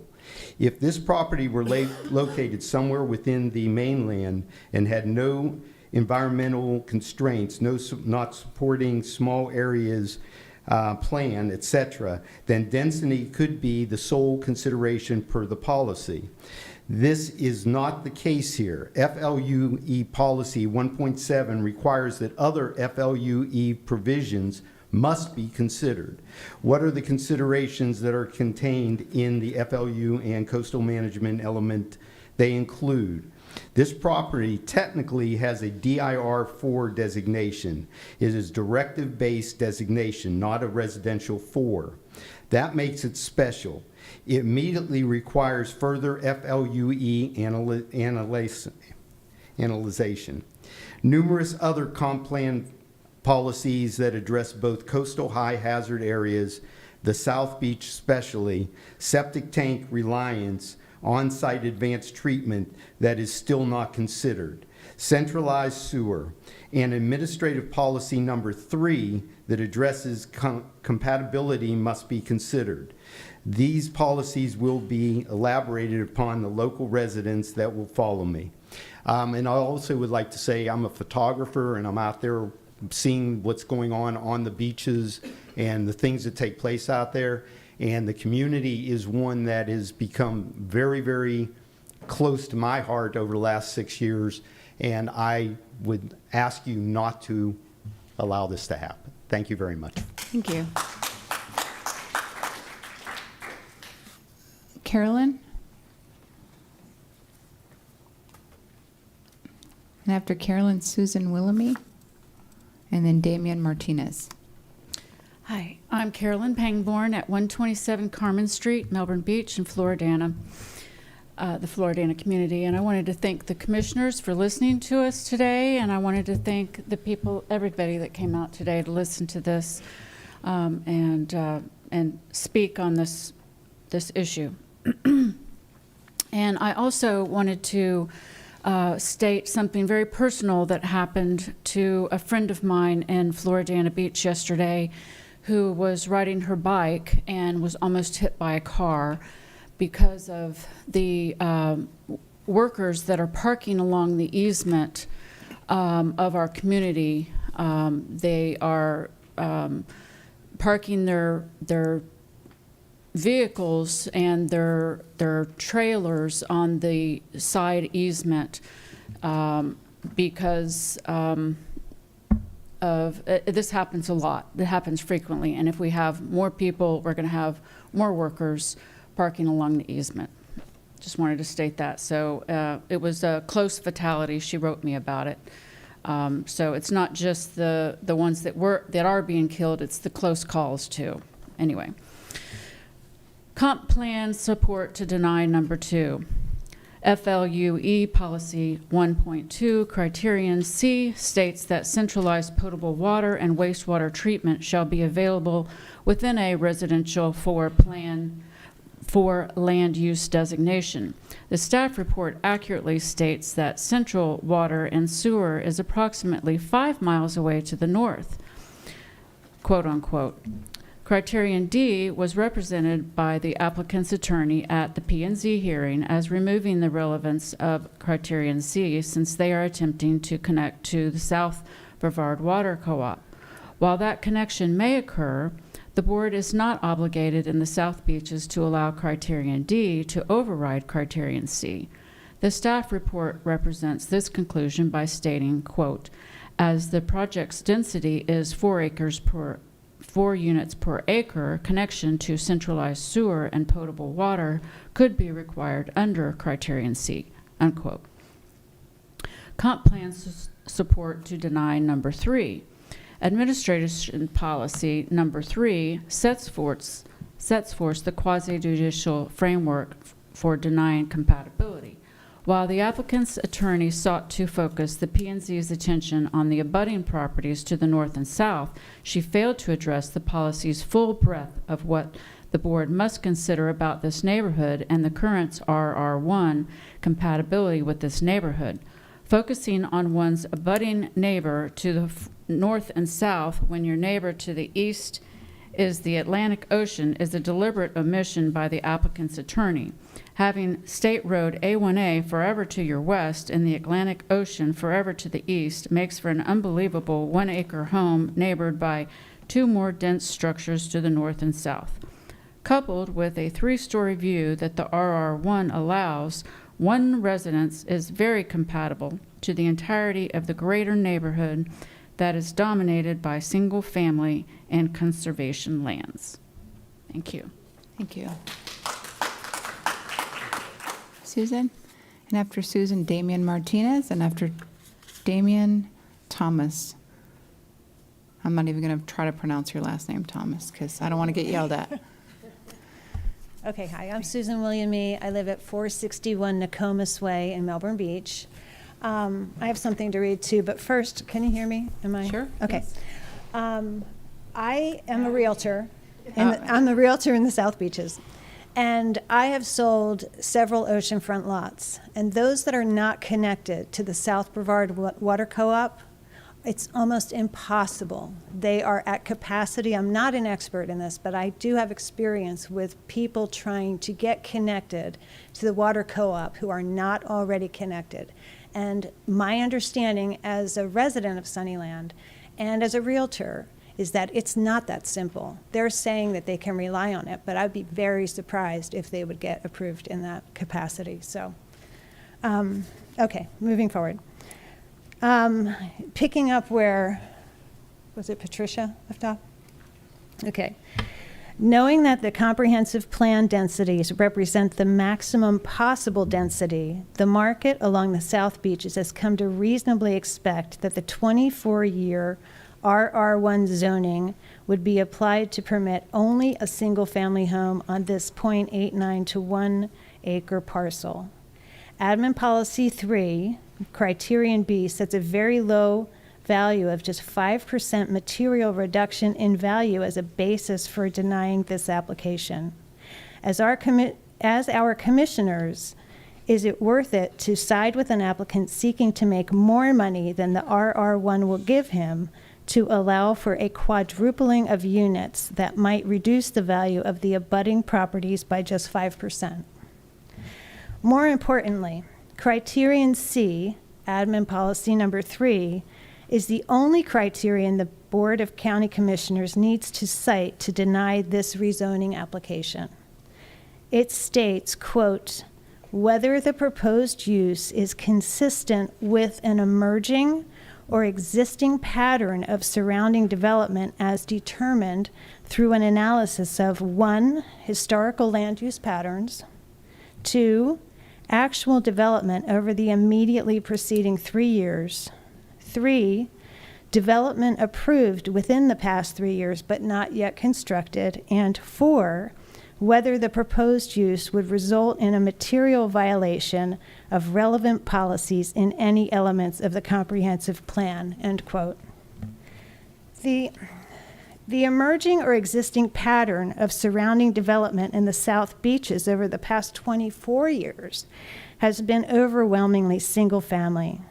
Find one rezoning over the past 24 years that has been successful in increasing density like this application seeks to do. You will not find one. And you certainly will not find a pattern of multifamily development on low acreage parcels. The only recent multifamily example that has occurred in the South Beaches is in the former Hamptons Apartments up closer to town. The property there was already properly zoned for the new development, and in fact, the developers there lowered the potential density from 254 units down to 190 units. So whether you look at historical, actual, approved, or proposed development, single-family development is overwhelmingly the trend in this market area. Thank you. Thank you. All right, Damian Martinez, and then Thomas, and then Mel Scott. Hello. My name is Damian Martinez. I live in 106 Estrella Road in Florida and South Beaches. I'm actually new in the neighborhood. I moved here last year from Miami, specifically trying to get away from the increased density. So just weeks ago, the Florida Today highlighted the new record for a residential purchase. Where and what was it? It was a single-family home in the South Beaches on 1 acre. It sold for $5.3 million. Floridana Beach has had multiple single-family lots sold and developed in the past 3 years. Post-pandemic property sales along the beach have snapped up almost all remaining South Florida opportunities. The rezoning is an obvious aberration. The FLUE and the coastal management element at their basic core outline a South Beaches build-out consistent with the approved densities and designations. While this might not be affecting a designation, it is a density increase. It's a duck that walks and quacks like one. This application is inconsistent with this obvious trend, and a citation of the FLU-based administrative policy is substantial and competent evidence to deny this request. Comp plan support to deny number 4. While staff references coastal management element policy 7.1, it is important to look at the element in its entirety. Let's begin with the goal of the element. The first words in the coastal management element speak to establishing growth management strategies that are embodied in the South Beaches Small Area Plan. That's set forth in the 93 comp plan amendments and this property's 1998 rezoning 5 years later to match its acreage RR1. The small area planning sought to limit public expenditures in this area subject to destruction by natural disasters. A quote from the coastal management element. So here we are in the board chambers just a week after Hurricane Ian tore through the Sunshine State, and we're considering more development on the beach. Really? Sometimes you must step back and say, really? Thank you.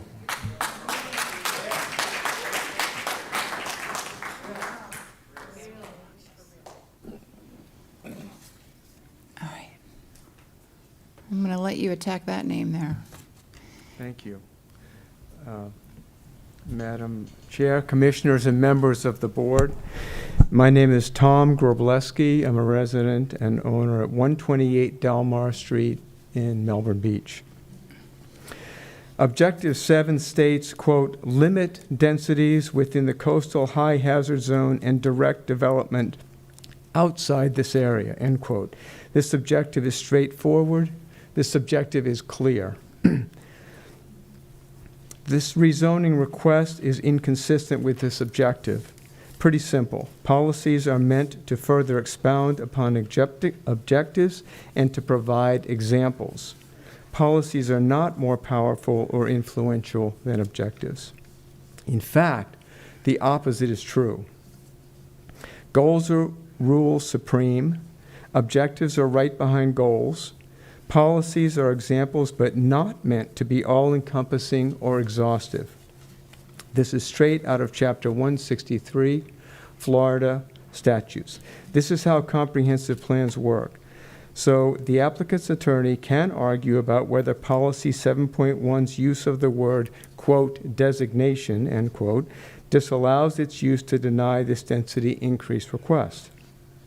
Objective 7's very clear use of the word, quote, density, without specifying whether it's a zoning classification or a land use designation, establishes a clear basis to deny the request. Today, one beautiful home can be built on this 1 acre parcel.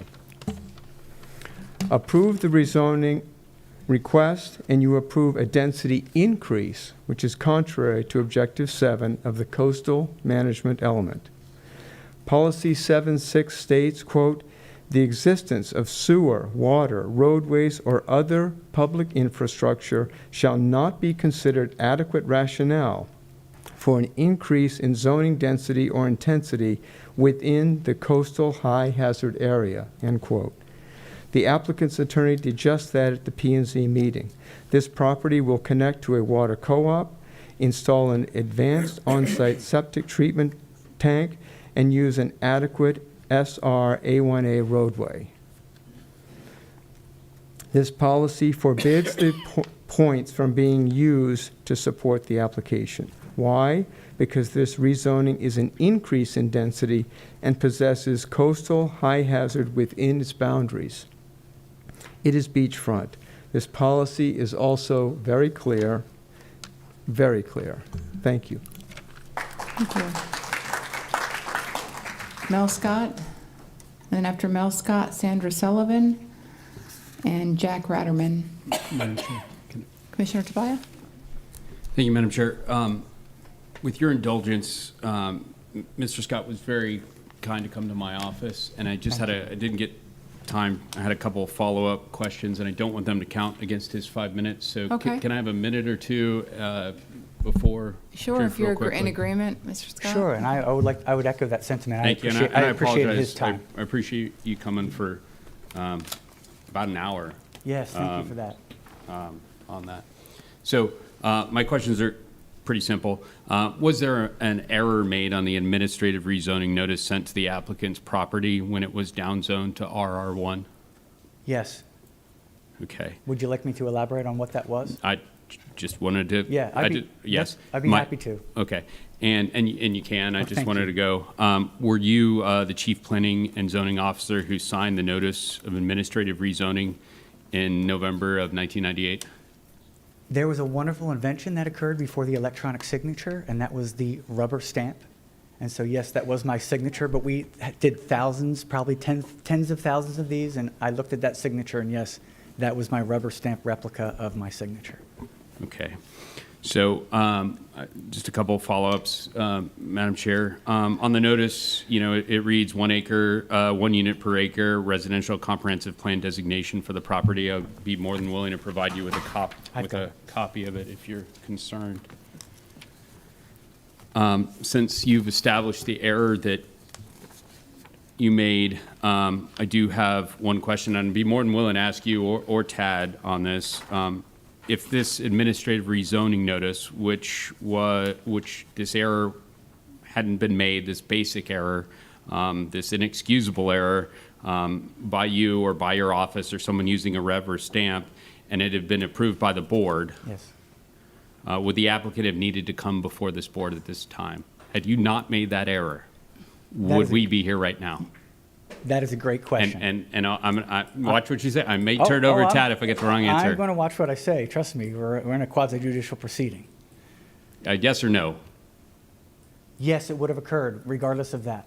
Regardless of that form, that rezoning would have occurred per the wishes of the Board of County Commissioners, which it was staff's job to execute on their behalf. I got a different answer from staff, so I'm going to put that over to Tad. I'm going to just. They weren't there. I was. That's how it works. In 1998, how it works is we work for the Board of County Madam Commissioners. Chair, yes. Please, I'd like to punt this over to Tad. If the administrative rezoning, and I'll read the exact same question. Yes. Notice, which included the basic error by Mr. Scott, was not while he was the planning and zoning official, and then it was approved by the board.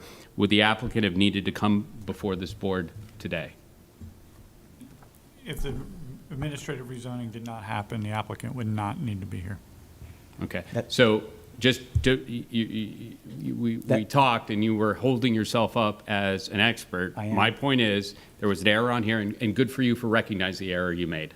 Yeah. Absolutely. Thank you. But just to be clear, had you not made that error, and the board not have approved that, I have my part of county staff saying we wouldn't be here today. So it's wonderful you wrote that script, but I want to be very clear with the rest of this. Had you not made that error, Incorrect. That's an incorrect jump, that you're jumping to an incorrect conclusion. Madam Chair, I'm done with my questions. I have an answer from Mr. Scott. I have an answer from Tad. They're You have an incomplete incongruent. answer from They're Mr. Scott. incongruent on that, and I'd like to give him his full 5 minutes at this Okay. point. Thank you so much. So that was let me just start. I thought I had 3 minutes, I've got 5, so I'm going to get into that. I've got the resolution here. This resolution is signed after the action. The Board of County Commissioners directed staff in 1998 to also right-size vacant parcels that had not yet been developed. The 1998 administrative rezoning occurred because this property, 5 years after the comp plan amendment, which followed a small area planning process which took a long time to do, directed staff. Mel Scott was not acting on his own behalf. Mel Scott was acting on very clear direction from the Board of County Commissioners at the time to also put into the administrative bundles properties that were vacant, that were of a particular size, that could also then be right-sized in its zoning. And at 1 acre, this vacant parcel in 1998 was accurately put into the administrative rezoning bundle by staff to be considered by the board because it was 1 acre vacant, and that's why it got the RR1 zoning classification. So we had a form in a resolution that was used for thousands of administrative rezonings. We had not the benefit of computers like we do today. We had studious studying Mylar maps, Zippo knives, magic markers. And we had 9 properties consisting of 3.5 acres at the time. So a form used correctly for thousands of administrative rezonings was also used for a right-sizing rezoning that occurred at the clear direction of the Board of County Commissioners. They were expecting it. We talked about it. Rick Enos in October of 1998 characterized what this bundle was going to be. And he said, I quote, "The board has approved a couple of ordinances that deal with what they have now called right-sizing of the rezoning for residential lots." He accurately described this to the P&Z at the time. They voted to send it on to the Board of County Commissioners, who in 1998 administratively rezoned it. That's the full answer. That's the complete answer. So would staff have brought this? Should they have? Yes, they could have. The form was clumsy, but the board's intent and direction to staff was accurately put forth. And the resolution says this: whereas the board, after considering said application and the Planning and Zoning Board's recommendation and hearing all interested parties, after due and proper consideration having been given to the matter, find that this application should be approved. Now for this application is in fact the administrative rezoning that he just spoke of. So I'm going to need another minute if I could, please. I can't. I have 20 other cards after you, or at least 15. We believe we have presented an overwhelming case to deny this rezoning density increase. We have given the board ample, substantial, and competent evidence to deny this fourfold density increase. You have supported our desire to uphold the South Beach's planned build-out and to keep it as unique and special. This community has been supported by public investments to preserve its unique place.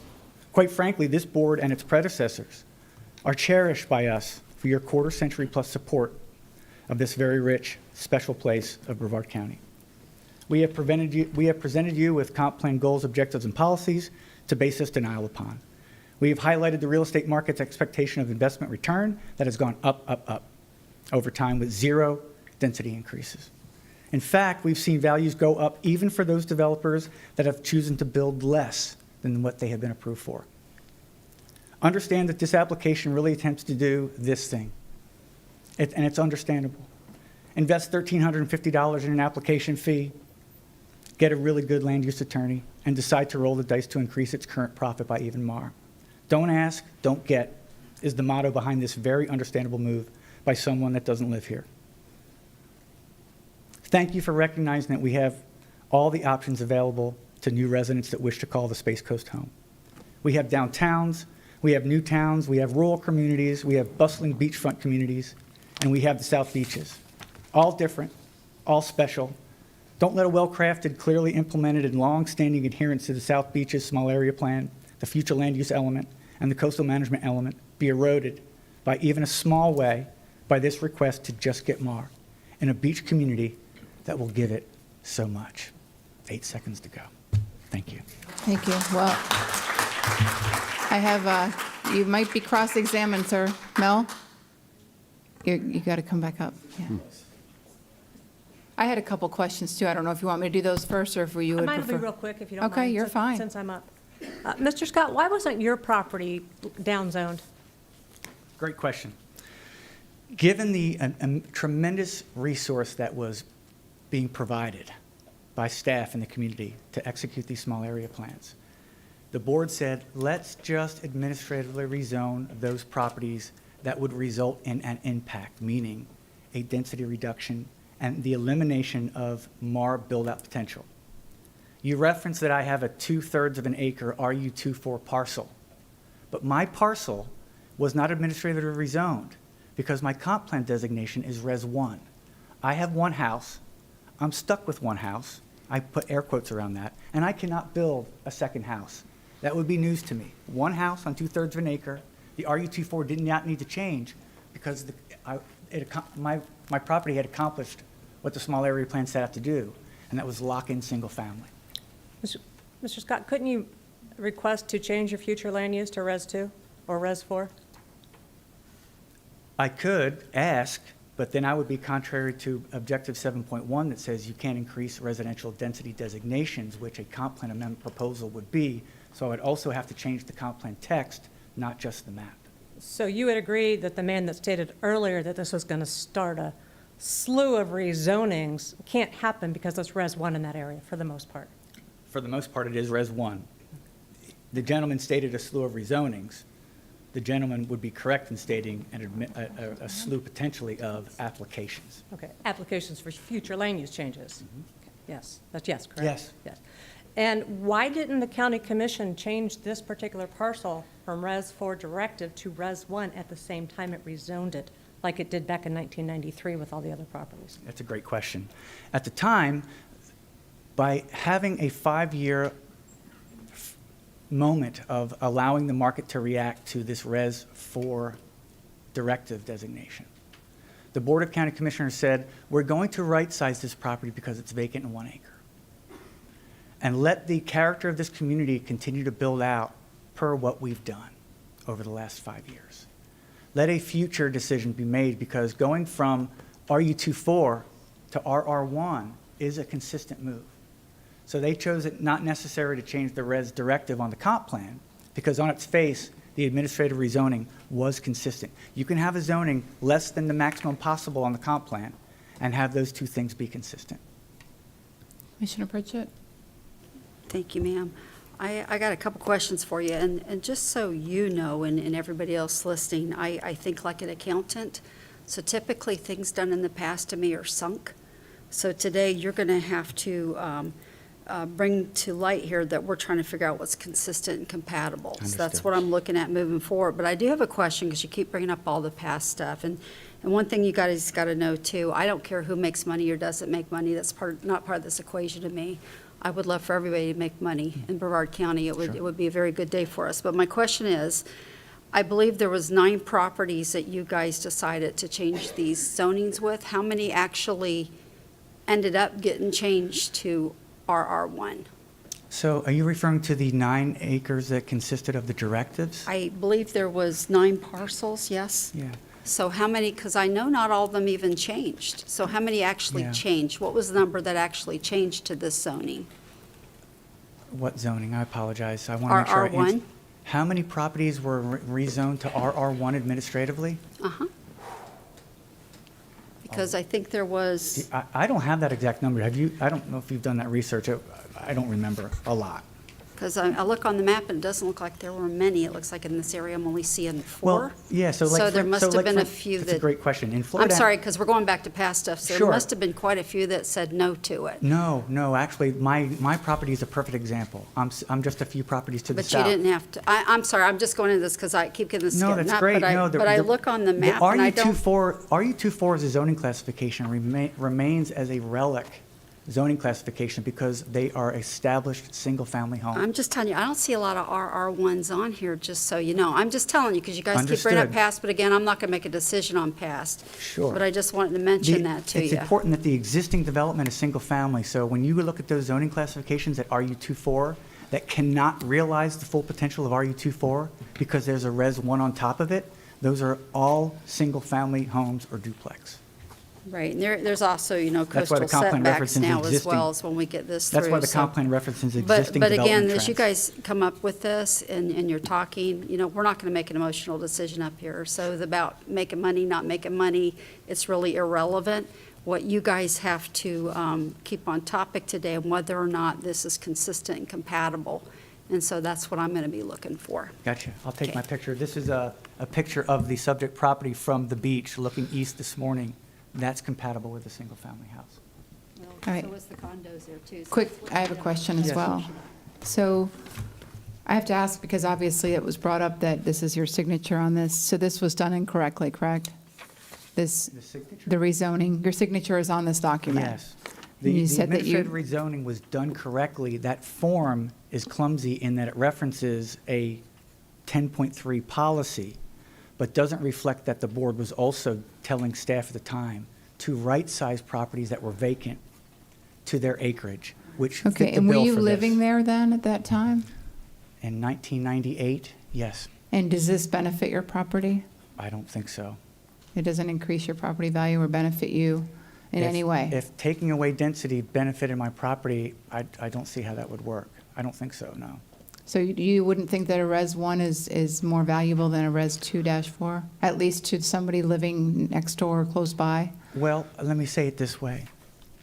As a staff person, I was following your direction. Well, not my direction, because I wasn't here. I'm but- looking at you as a commissioner. Right. So at the time, I was coming to work, doing a job, and following board direction like I did for 20-plus commissioners that I worked for. Politics change, and my job is to follow board direction, which we did. I'm sure there are staff that live all over the county that are working hard every day. I think what confuses many of us up here is how come some properties were chosen and some weren't? And that to me doesn't sit right. Because Chosen for- because your property was in this area, you probably should not have been involved with it. Do you see the conflict there?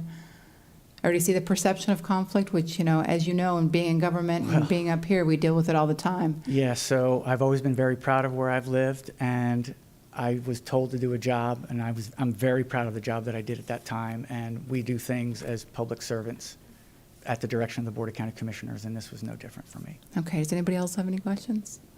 No. All right, let's move on. I have several other cards.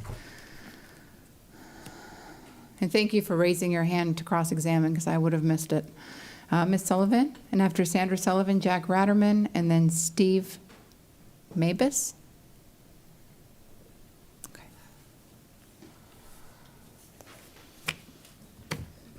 I'll start, Sandra Sullivan, South Patrick Shores. Let's start with why the right sizing began in the first place. So in 1991, there was a federal recovery plan for the endangered green sea turtle, because Brevard represents about 50% of their nesting. We are also the largest loggerhead nesting in the world now. Armand used to have like 4 times what we have, but they destroyed their habitat, so we're now the survival of 2 species. So I want to read from a 1996 EAR, and it says, because there were a lot of changes from the federal government under the Coastal Barrier Island Resource Act, and from the state, because the coastal barrier island represents a risk to human safety for evacuation.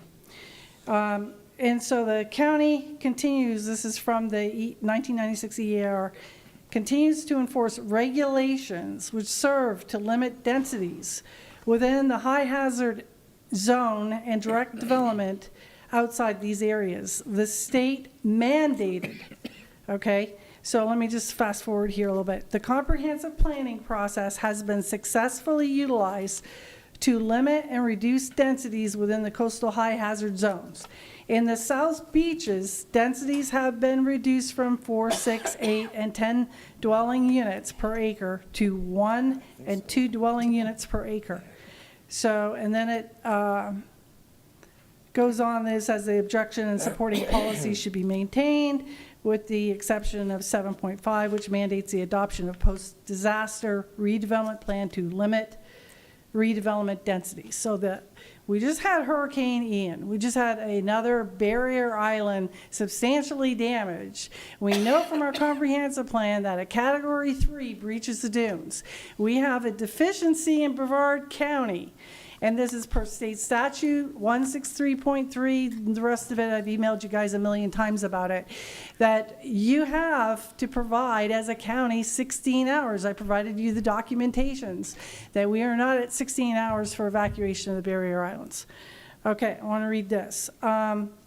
This is from 2006 Brevard County Evaluation and Appraisal.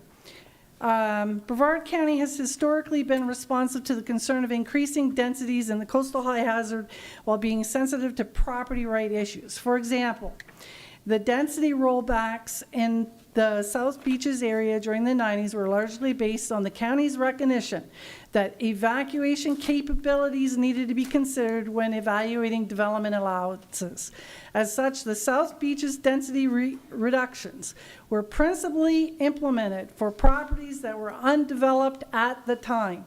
Density reductions for improved properties were implemented to reflect existing development intensity of the property. Through small area studies, Brevard County proposes to continue evaluating density allowances within the CHHA. As appropriate, density reductions will be considered in order to protect current land use character of the study areas and to respond to evacuation and minimize potential property losses due to storm events. I also want to show a couple things here.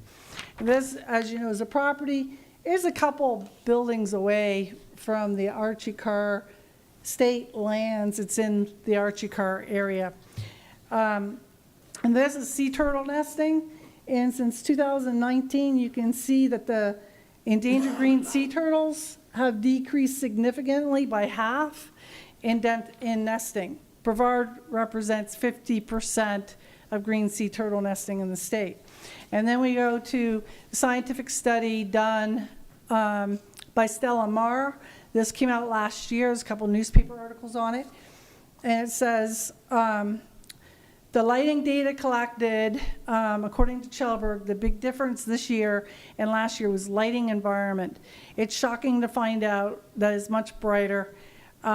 She has seen more beachside development and construction. According to Natural Resources Management Department of Brevard County, the decline in wildlife, including sea turtles, is due to rapid rate of development in Florida because of the loss of wildlife habitats. The Brevard County beaches are part of the Archie Carr National Refuge, which are the #1 nesting site for loggerhead sea turtles. Within this refuge, behind the dunes, are developing areas with houses nestled in.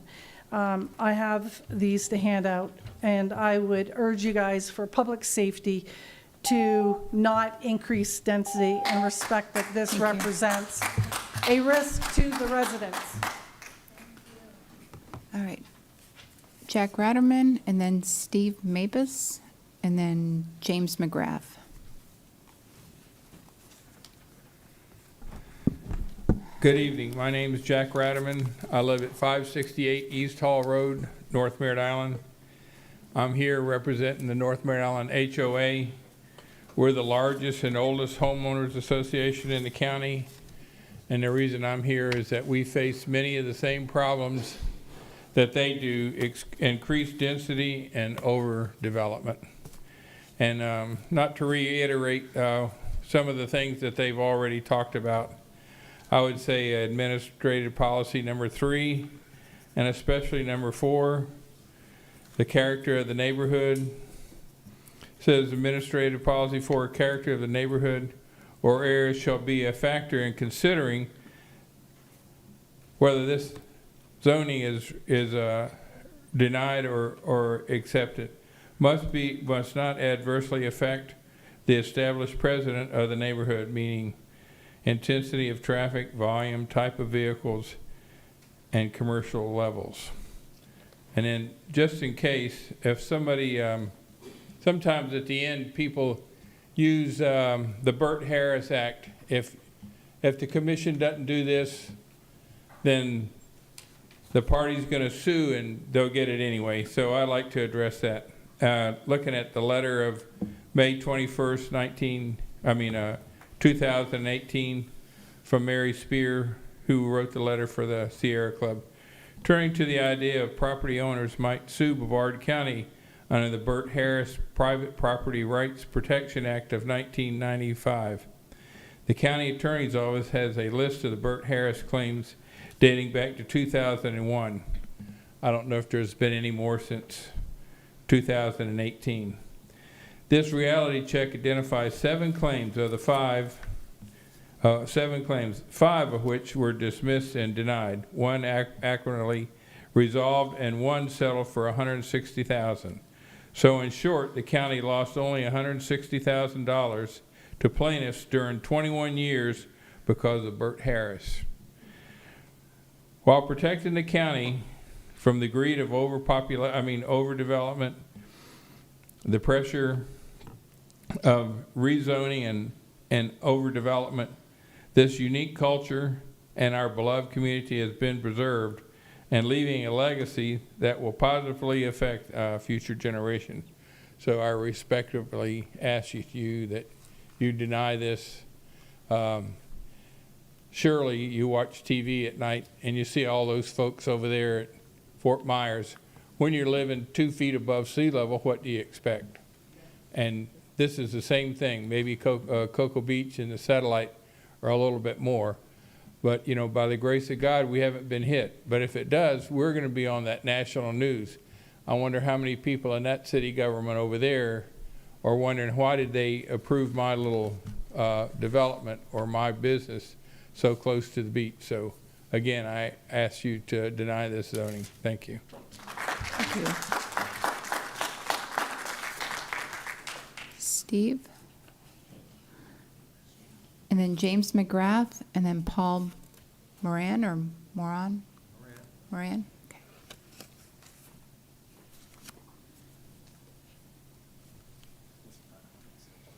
Good evening. My name is Steve Mabus. I reside at 6309 South Highway, A1A, Melbourne Beach. I'm here to oppose this rezoning. To Commissioner Smith's point, a lot of my notes are already used up by everybody in front of me, so I'm going to just give a little perspective here, and then I'll excuse myself. This particular rezoning, I'm pro-development. I am real estate. And there's times where it just doesn't really make much sense. In this particular case, this property is surrounded by the Archie Carr Wildlife Refuge. It's barrier island protected.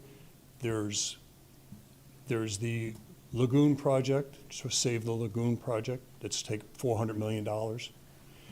The word creep has been used tonight, barely. We're not talking about the past, let's talk about the future.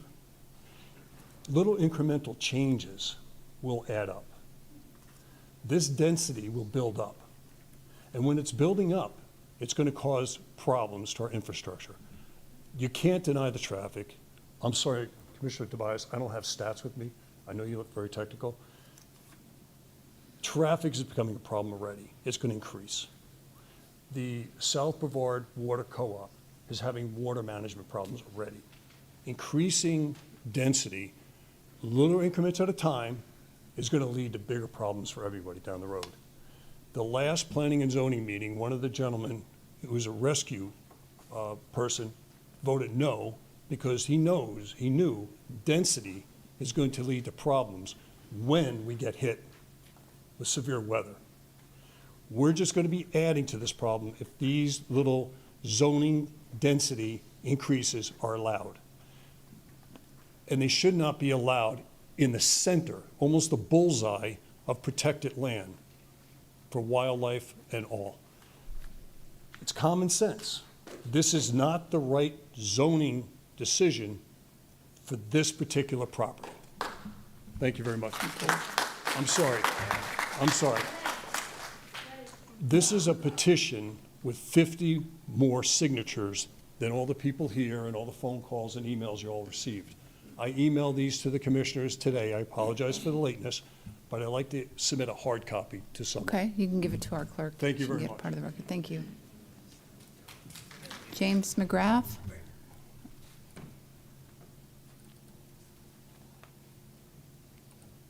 Thank you. My name is James McGrath. I live at 6400 South Highway A1A, almost directly across the street from this particular property.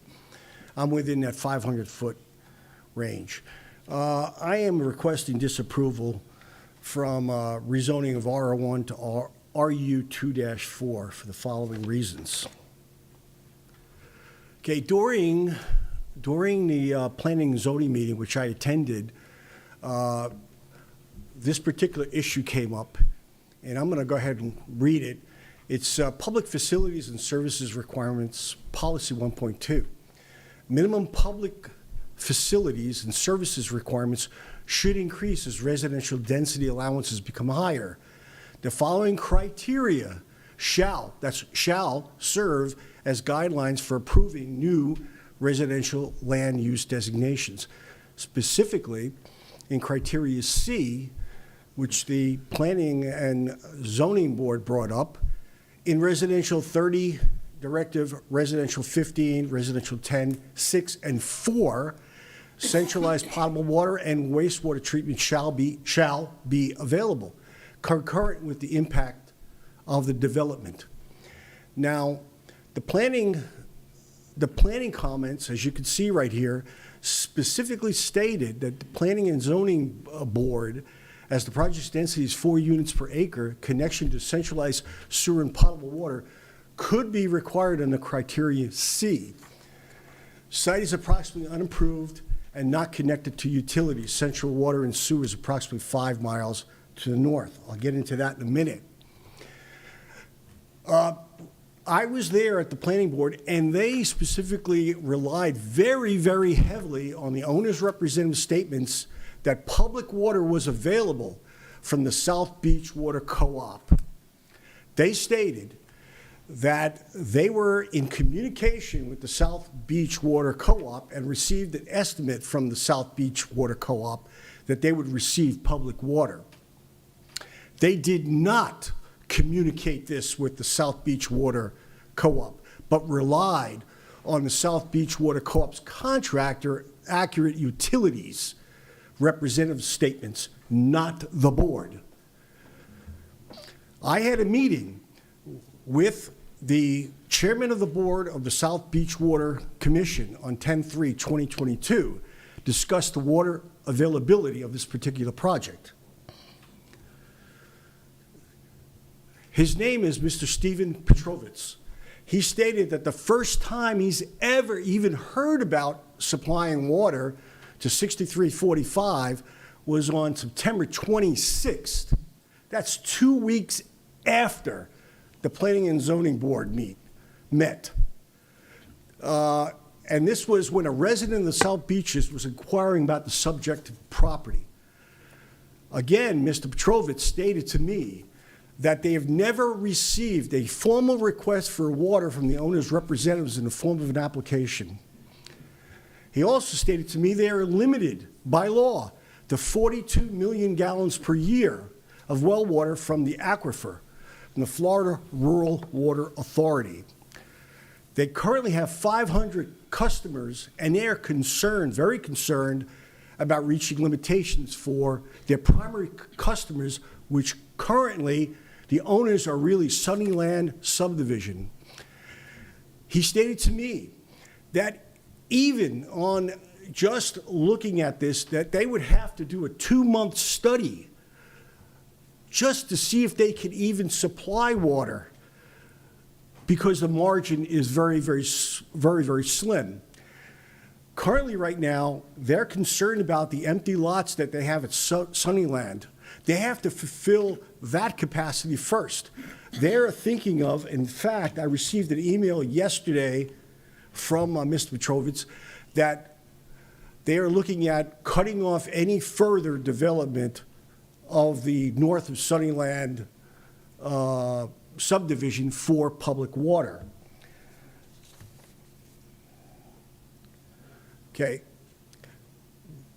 Lastly, the administrative policy number 6, the use of proposed under the rezoning conditional use or other application for the development approval must be consistent with all written land development policies set forth in these administrative policies. And B, future land use element, coastal management element, conservation element, potable water element, sanitary sewer element.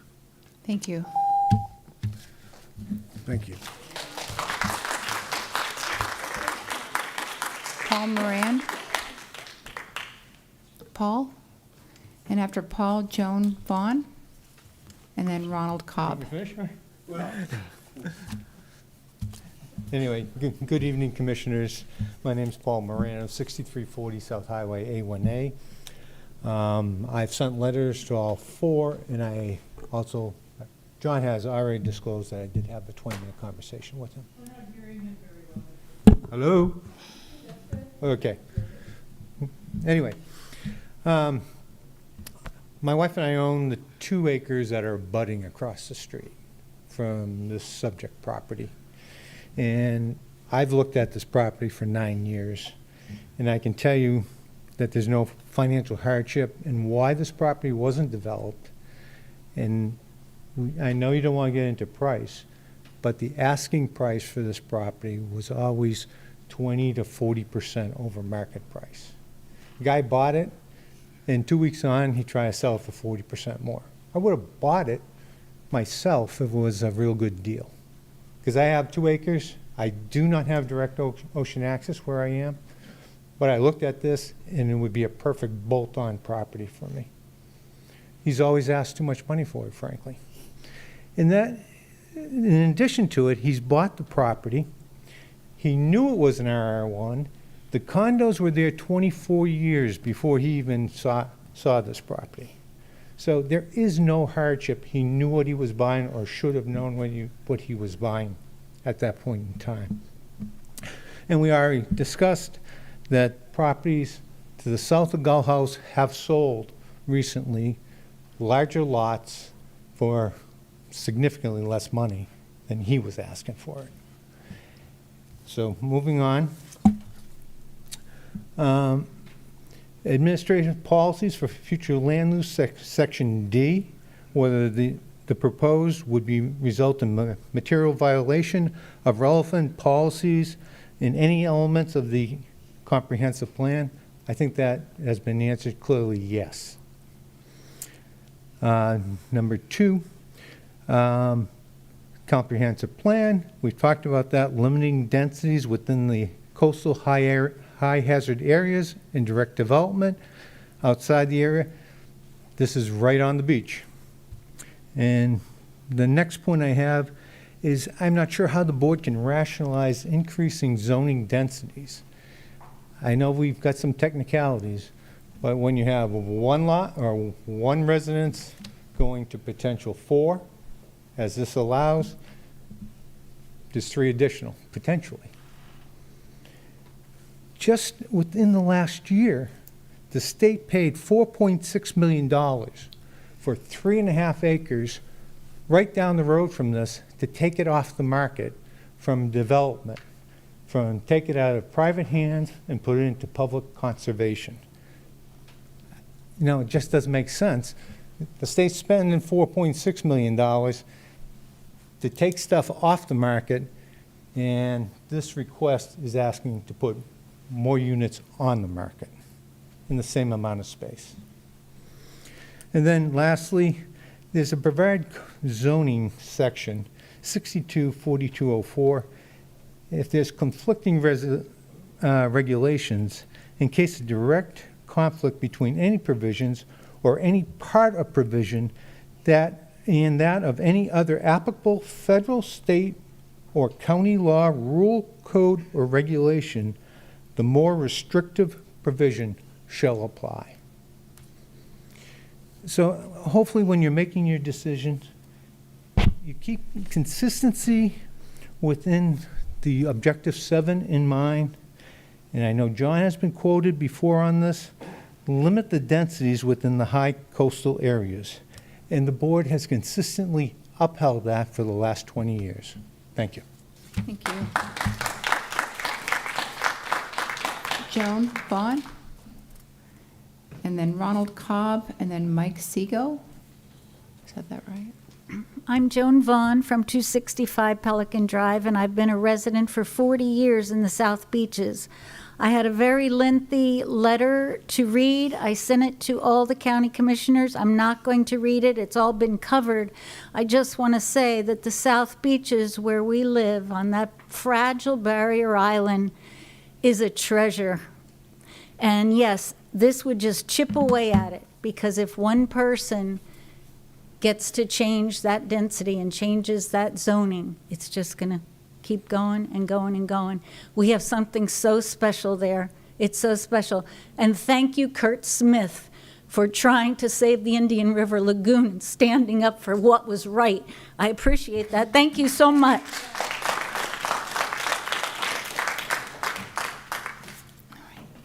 Ronald, and then after Ronald Cobb, Mike Seago, and then Dolores Conway.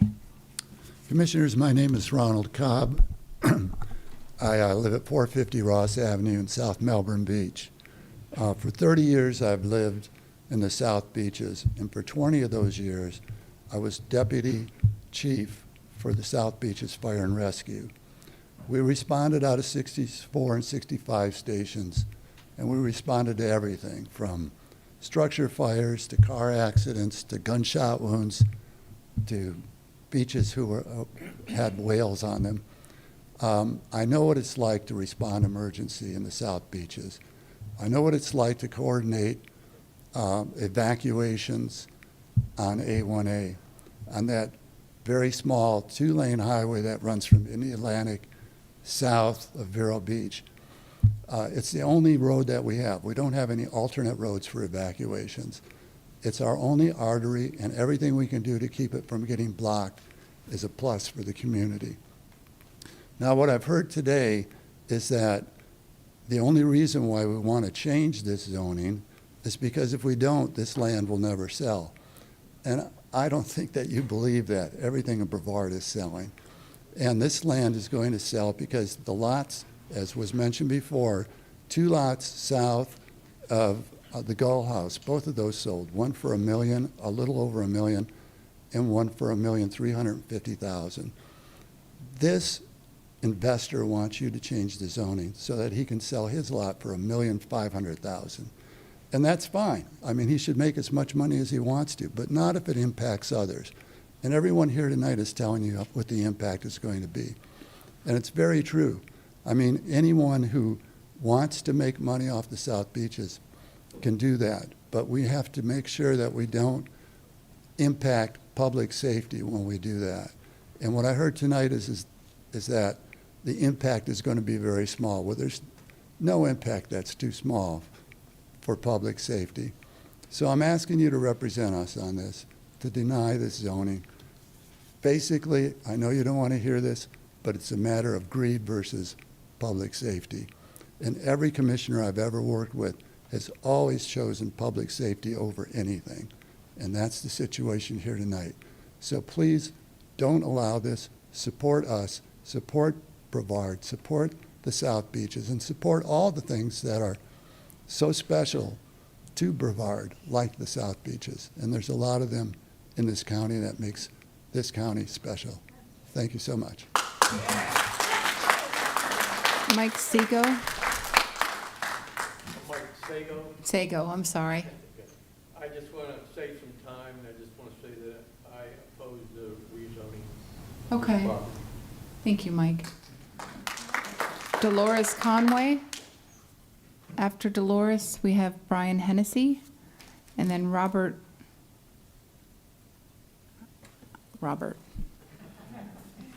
It's just kind of. Hello, everybody. Is it Luger? It's kind of cursive-y. All right. My name is Dolores Conway. I live on 123 Cardinal Drive, Melbourne Beach. I'm about less than a mile from the property. Sorry. I oppose the zoning change. I have a background in commercial real estate, so I would like to offer my perspective on the subject lot. It was implied at the zoning meeting and stated again today that the subject lot was not selling because it was zoned RR1 and its proximity to multifamily. If this were true, you would have to conclude that similar lots are not selling either, but that is not the case. Comparable lots in that area have been selling. I have some examples. Some of them have already been said, but I'll just be brief. 9351 South Highway A1A, sold on March 17th, 2022 for $1,003,000. 5835 South Highway A1A, also next to multifamily also, with 114 feet of ocean frontage, sold on March 14th, 2022 for $1,650,000, but it's a little larger. 6905 South Highway A1A, next to multifamily, 170 feet of ocean frontage, sold on April 4th, 2022 for $1,300,000. 5221 South Highway A1A, next to multifamily, 82 feet of frontage, sold on April 8th, 2022 for $1,325,000. 6365 South Highway A1A, next to multifamily, 129.5 feet of ocean frontage, sold on June 4th, 2021 for $1,085,000. So if other similar lots next to multifamily are selling, what makes this lot different? Many of the lots that sold had some degree of preparation, soil test, survey, the lot was cleared or filled. Most of the lots that sold were marketed heavily as a beach house for a beach house. The listing made you visualize your dream home. A quick look at the sales listing for the subject property reveals a less than ideal way to market an oceanfront single property home. The listing had few words promoting the single-family beachside home, and then it went on to promote the multifamily possibilities of rezoning to RU24. In my opinion, the emphasis on rezoning may have put off buyers that envisioned an oceanfront mansion, an easy build without implied zoning issues. So without a zoning change, can the seller make a profit? But I know we're not supposed to talk about that, so I'll skip down. Comparable lots marketed as single family have sales records up to $1,650,000 with an average sales price closer to $1,300,000. In closing, I think it can be shown that sellers will not be disadvantaged if the RR1 zoning stands. The South Beach area places a premium on single-family oceanfront homes. We believe the commissioners may confidently keep the zoning at RR1 and avoid setting a precedent. Please deny this request. Thank you for your time. Okay, do you have questions?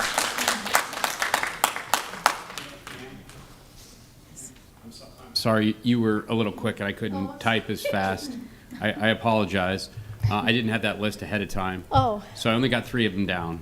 I was just looking for the other ones. I got Oh. 9351, 6808, 5221. So what I'm looking for, you said comparable properties? Yes. I'm looking for With about... at least one multifamily next to it. No, this one has 2 multifamilies. So I was trying to find one that has 2 multifamilies, and the 3 I have here don't. I was just trying to find one. Okay. Yeah, they might have a duplex and, Can you just give me please just give me an address? okay, let's see. Madam Chair? Yeah. Madam Chair? I'm sorry. Okay. I can't hear. Oh, Madam- I'm sorry. Sorry. I don't have that note with me. Okay, it's fine. but- It's fine. I was just trying to. Yeah, one may have been a duplex, one may have been a larger multifamily. Okay, thank you. A total apples and apples is difficult to find. Yeah, I was just trying to Yeah. do that up here. Thank you for Okay. being specific on it. I Okay. appreciate it. Thank you. Thank you. Brian Hennessy, Robert Luger, and Mary Vreeland. Is it still the right arrow? Yeah, just the arrow right there. Okay. Well, I'm glad that Brian Hennessy, 5960 A1A. I'm glad that Objective 7 and Policy 7.1 have been covered. I won't go through it because it's already been covered well. But we're told that Objective 7 is not relevant because the property's not in the coastal high hazard area. If this was a couple of years ago, that would be correct.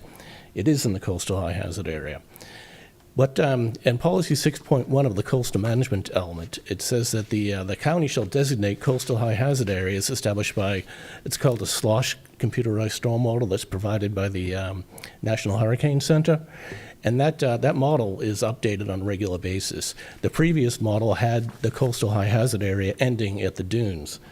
The current model, and this is right off the FEMA website, that's the coastal high hazard zone. About 60 or 70% of the property is directly in it. If you go on the county's own Public Works website, it shows it in exactly the same spot. That's because they both get the data source from the same area. So it most definitely is in the coastal high hazard area. I don't know if you want to look at that. And this has been ruled upon in the past. In February 2021, there was a property that was seeking a zoning change, and it was denied because a portion of the property was in the coastal high hazard area. So how can you say no to them, but then yes to a property that's also in the coastal high hazard area? And the fact that this property is in both, in fact, if you go up here, just to give you an idea where it is, that's the top portion and that's the bottom portion of an area of A1A that's designated to don't upzone it. This is directly in the middle of it. So we were talking about the properties that sold just to the south of Gull House condos, and this other one right here for 1.3 and 1.085. The reason why I show that, when we talk about creep, creep is going to be these people asking for a zoning change. That's what creep's going to be. It doesn't end because there's a condo between them. This has already been gone through. Now, if we look at the current properties for sale and then some recent sales, and you do a comparison to see at $1.5 million, how much is that per acre?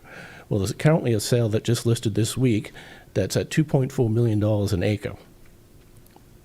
There's a property that just sold on 5945 A1A, sorry, it's 6835 A1A. This is a knockdown, and it sits right next to a parking lot and then a motel. So it's not like an ideal location, and that sold for $2.2 million per acre. So the owner's not going to be financially hardshipped. 1.5 is actually a market correct for a single family. And we've already gone through the policy number 3. So that's it. Thank you.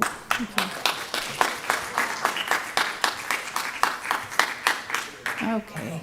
Madam Chair, Yeah, with your indulgence, sure. Mr. Hennessy, I'm going to punt this one over to a engineer, if that's okay. Mr. Denninghoff, there's some pretty convincing looking graphics up there, and I really appreciate the effort that you went through, Mr. Hennessy. This guy's a professional engineer over here, so I'm going to ask him the question, as of today or recently, very recently, does that property sit in the coastal high hazard zone area? And if it doesn't, can you explain why there may be incongruent potentially with the pictures that were brought up by Mr. Hennessy? Yes, sir. I think I can explain how the confusion might exist. The comprehensive land use plan refers to the coastal high hazard area and defines it as the SLOSH model, which is the Category 1 hurricane storm surge inundation area.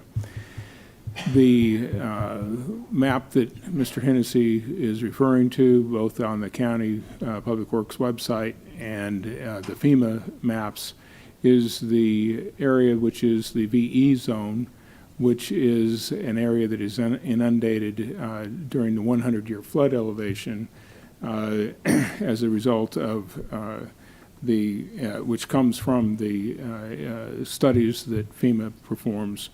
And there are two different things. The coastal high hazard area, by FEMA definition, is the VE area. It's not the same thing as what the comprehensive land use plan refers to as a coastal high hazard area. So it's just simply not the same thing. So one quick follow-up, and thank you for explaining it. So to be very clear, as of today, this property does not sit in the coastal high hazard area zone? The very beachside portion of it is probably in the coastal high hazard area, but it's just that little edge.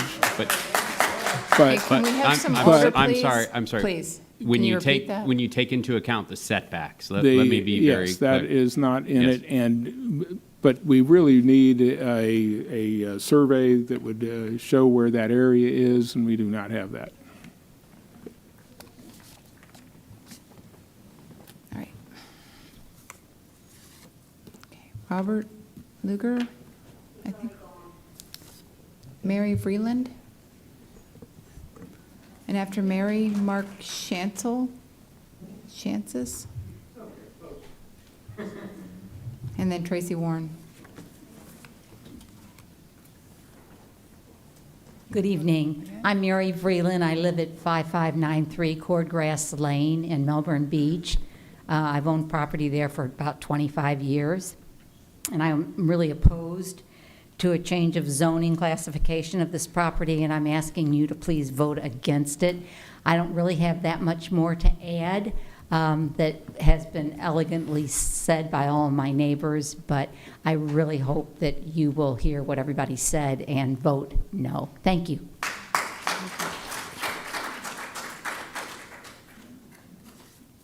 Mark Chances.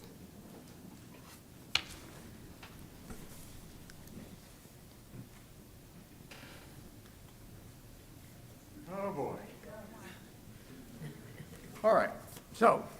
Can you state your name, please? Mark Chances, 8885 Highway A1A, Melbourne Beach. Hello, everybody. You all know me pretty well. You all know that I'm pretty explicit and fact-based. First of all, I want to talk about, John, you saying that we're here for quasi-judicial reasons, but I want to go on record and tell you that Ms. Rezanka, when she says that the property has not been developed because it's squished between two buildings, that's not quasi-judicial, okay? We have data that shows that that property can be sold at the right price in the market, regardless of whether there is, John, as you say, RU2 4 on both sides, whether there's RU24 on one side and the other side, whether the property itself is RR1 and there's 2 on both sides. There's no differentiation. It's completely irrelevant because the properties sell based on the ocean, not on their neighbors, okay? That's what goes on the beaches. So as far as the map is concerned for high hazard, it should be known that FEMA, which is the holy grail of flood disaster funding, okay, has a map, which you've seen, where this property goes, the line goes right up the middle of the property. It's right here, okay? So, yes, there's confusion about the map in the back of the comprehensive plan that was 24 years old. And there's a slosh that shows that some of the property is in a high hazard zone. But FEMA, which is the most credible entity around and is going to determine whether you're going to get funding for a disaster, says that that property is in the high hazard zone. So you got to consider that it is quite possible that FEMA is going to consider that you are upzoning in their high hazard zone. Okay? We don't know the answer to that. You just got to consider it. I'm going to cover, before I get into values, I'm going to cover something else, and this is for you, Rita, that, you know, you're looking for some place to hang your hats here as far as a rule, a quasi-judicial reason, okay? Clearly, You've got enough people in the neighborhood that do not want this.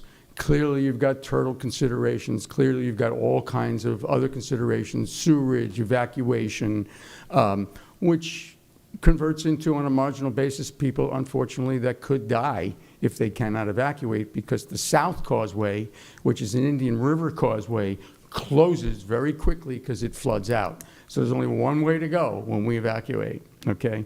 But if you go ahead, and Brian, could you bring up that piece on Policy 3? Can you bring it up on the screen? Policy 3, about compatibility, Rita, this is because you mentioned it a few times, okay? Says, with existing and proposing land uses, okay, shall be determining where a rezoning, this is not a designation, this is a rezoning, okay, is done, and at a minimum, okay? So this is a legal document that says, at a minimum, you will look to historical land use patterns. There is no historical land use patterns that calls for multifamily over there. There is something from 24 years ago, but then it goes on to say that the actual development over the immediate preceding 3 years, there's been none. It says the development approved in the past 3 years, which may be constructed, there is none.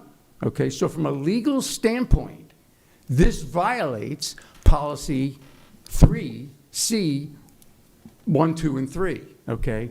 And then you also have to look at some risk. B of that same policy talks about if a property devalues by 5%, and then Bert Harris kicks in. If you do nothing on this issue, Bert Harris does not kick in.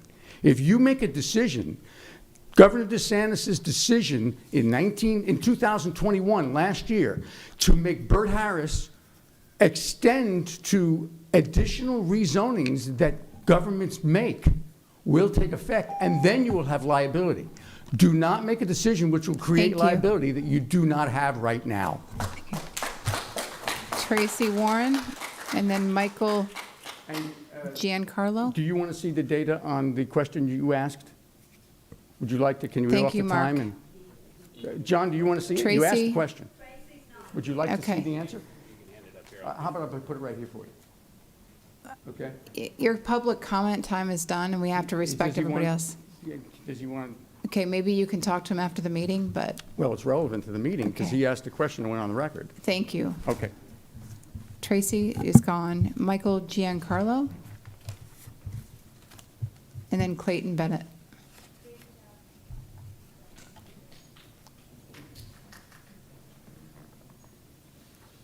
Michael Giancarlo, 7829 South Highway A1A.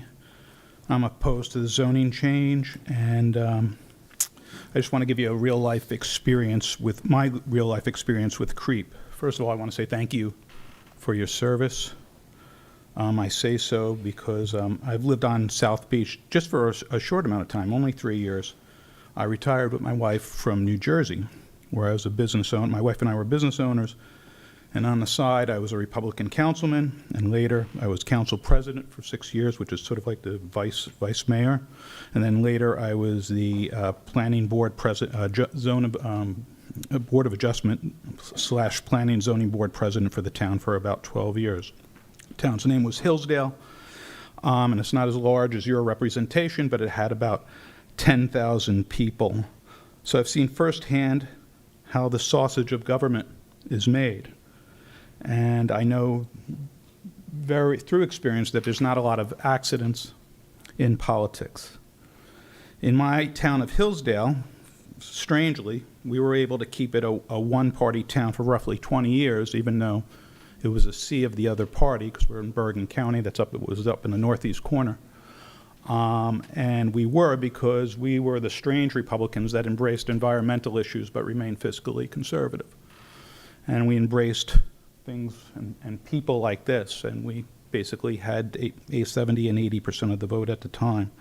And we kept that for 20 years with very, very little splits.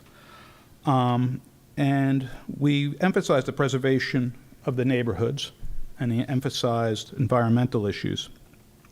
So when I go to hearings that attempt to change density on the South Beaches, I can't help to think to myself that I've seen this all before. Additionally, I don't understand why the completed attempts to embrace this type of thing, such as the last one I was out about vacation rentals, I don't understand it. And as an aside, as someone who has begged people to put my campaign signs up through the years and through talking to them, I have to say, and this is just an aside, the only thing I was concerned about this area when I drove around was seeing campaign signs on business developments around here. I didn't like it. I didn't like it on A1A whenever I saw it. And to me, where I was from, that was always a conflict of interest.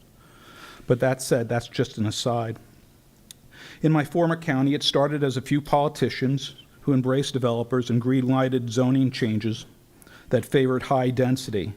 Initially, the opposition in my state was known as the Environmental Party, but then out of the blue, a new Democratic governor came in and invented a euphemism called smart growth.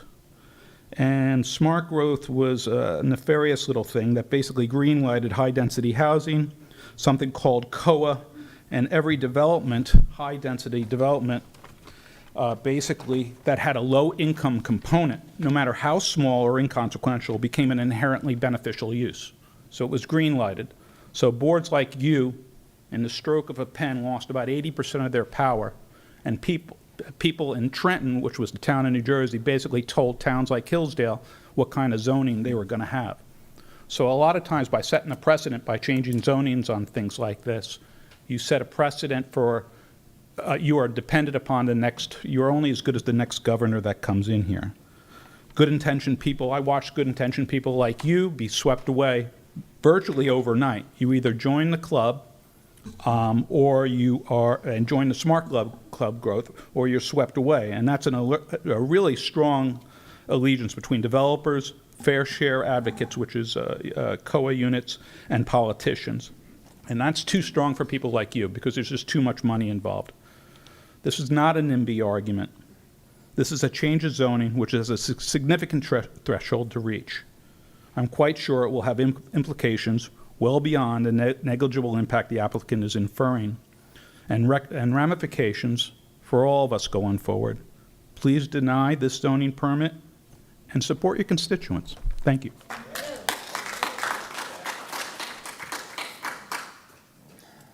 Clayton? Bennett? Good evening. My name is Clayton Bennett. I am a professional engineer registered in the state of Florida. I've been working on the Brevard County beaches for roughly the last 25 years and have had extensive experience. One of the items that has come up is in regards to the South Brevard Water Co-op, and we have coordinated with them. They're a small water co-op. They have basically an accountant, bookkeeper that keeps the records, and then they contract out their utility service work, and we've coordinated with them. I don't know exactly what happened internally, why that wasn't forwarded on to board members. But one of the items that did come up was in order to make application for that, it was going to be over $14,000 once you add in all the various fees. And so I think that's partially why the application may not have been forwarded on to the board members. In regards to the height, I know you all have seen the pictures from the hurricane, and it was even made reference here today about what took place over on the West Coast. And I think one of the gentlemen speaking mentioned about their elevation being at elevation 2. Over here in Brevard County, we're fortunate we have a much higher dune elevation on this particular site. The elevation up near the Brevard County coastal setback line, there's a 19-foot contour line that's up there, 18, 19. So we're significantly higher than what took place over on the West Coast. In regards to the land, this is a 100-foot wide parcel that is in between a couple condominiums. Questions have come up about in regards to the lighting. Any work on here, if it's done seaward of the new coastal construction control line, will require a state coastal construction permit, which regulates the lighting for sea turtles, and that has become very restrictive in recent years, and to keep the beach dark. In addition, Brevard County has its own lighting ordinance, which when they come through for the building permit, we'll have to fill out and meet the Brevard County lighting ordinance as well. In regards to the coastal high hazard area, I think that is an area that is a little bit confusing if you're not familiar with the regulations. I agree with Mr. Denninghoff. You're dealing with the same term. You got two different definitions, one that FEMA has, one that's listed in the comprehensive plan. They're same term, different definitions used differently. The other part here is creep has been mentioned. This particular site is nestled in between these two condominiums. Having worked on the Brevard County beaches for the last 25 years, specifically a lot in the South Beaches, I agree that this parcel probably was incorrectly administratively rezoned. Typically what has happened in the past was when you had the comprehensive plan and you had a zoning classification where the zoning was not consistent with the future land use, that's when staff would come in and administratively rezone the parcel.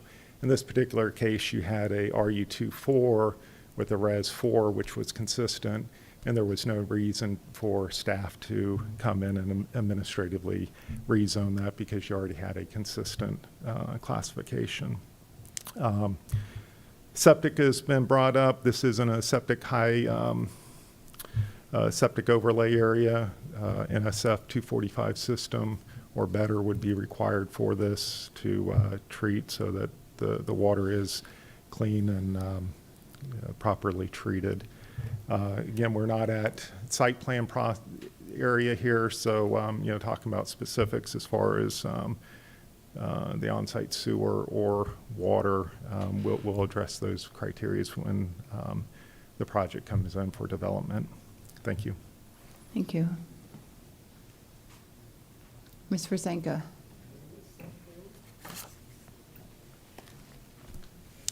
Thank you, Chairman, woman, members of County Commission. Thank you for listening to all of us. And I know you obviously were paying close attention to everything that was said. Mr. Bennett covered some of what I was going to state, but first I would like to show you again the future land use map. Creep won't happen. Mr. Mel Scott even admitted that because it's Res 1. So you're not going to have a ton of zonings coming in. And this is so different anyway because of the adjoining lands being RU210. And your administrative policies and section 621151C says the character of the land of the property surrounding and the adjacent properties. The adjacent properties are clearly multifamily. The other issue regarding the comprehensive, the coastal high hazard area, your maps do not support that it's in the coastal high hazard area, and I appreciate Mr. Denninghoff and Mr. Bennett explaining that. FEMA does not govern your zoning, as you know that. The character of the adjacent land, 24 years ago, those condos were built allegedly. That's historical. That's what historical is. Not all land was downsized in 1998.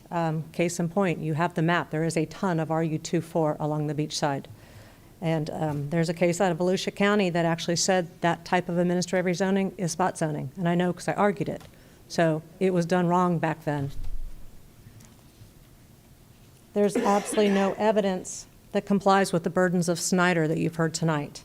There's no evidence to prove that maintaining the existing zoning accomplishes a legitimate public purpose. There's lots of good people here that mean good things, but you can't say public safety and evacuation without proving it, and they've just said it. So there's no evidence to show that there is a public safety issue. Guys. So based upon section 62115C, the character of the land surrounding the property, the availability of the traffic patterns, sewer, septic, other public facilities. You have capacity on the road. We have to comply with sewer and septic.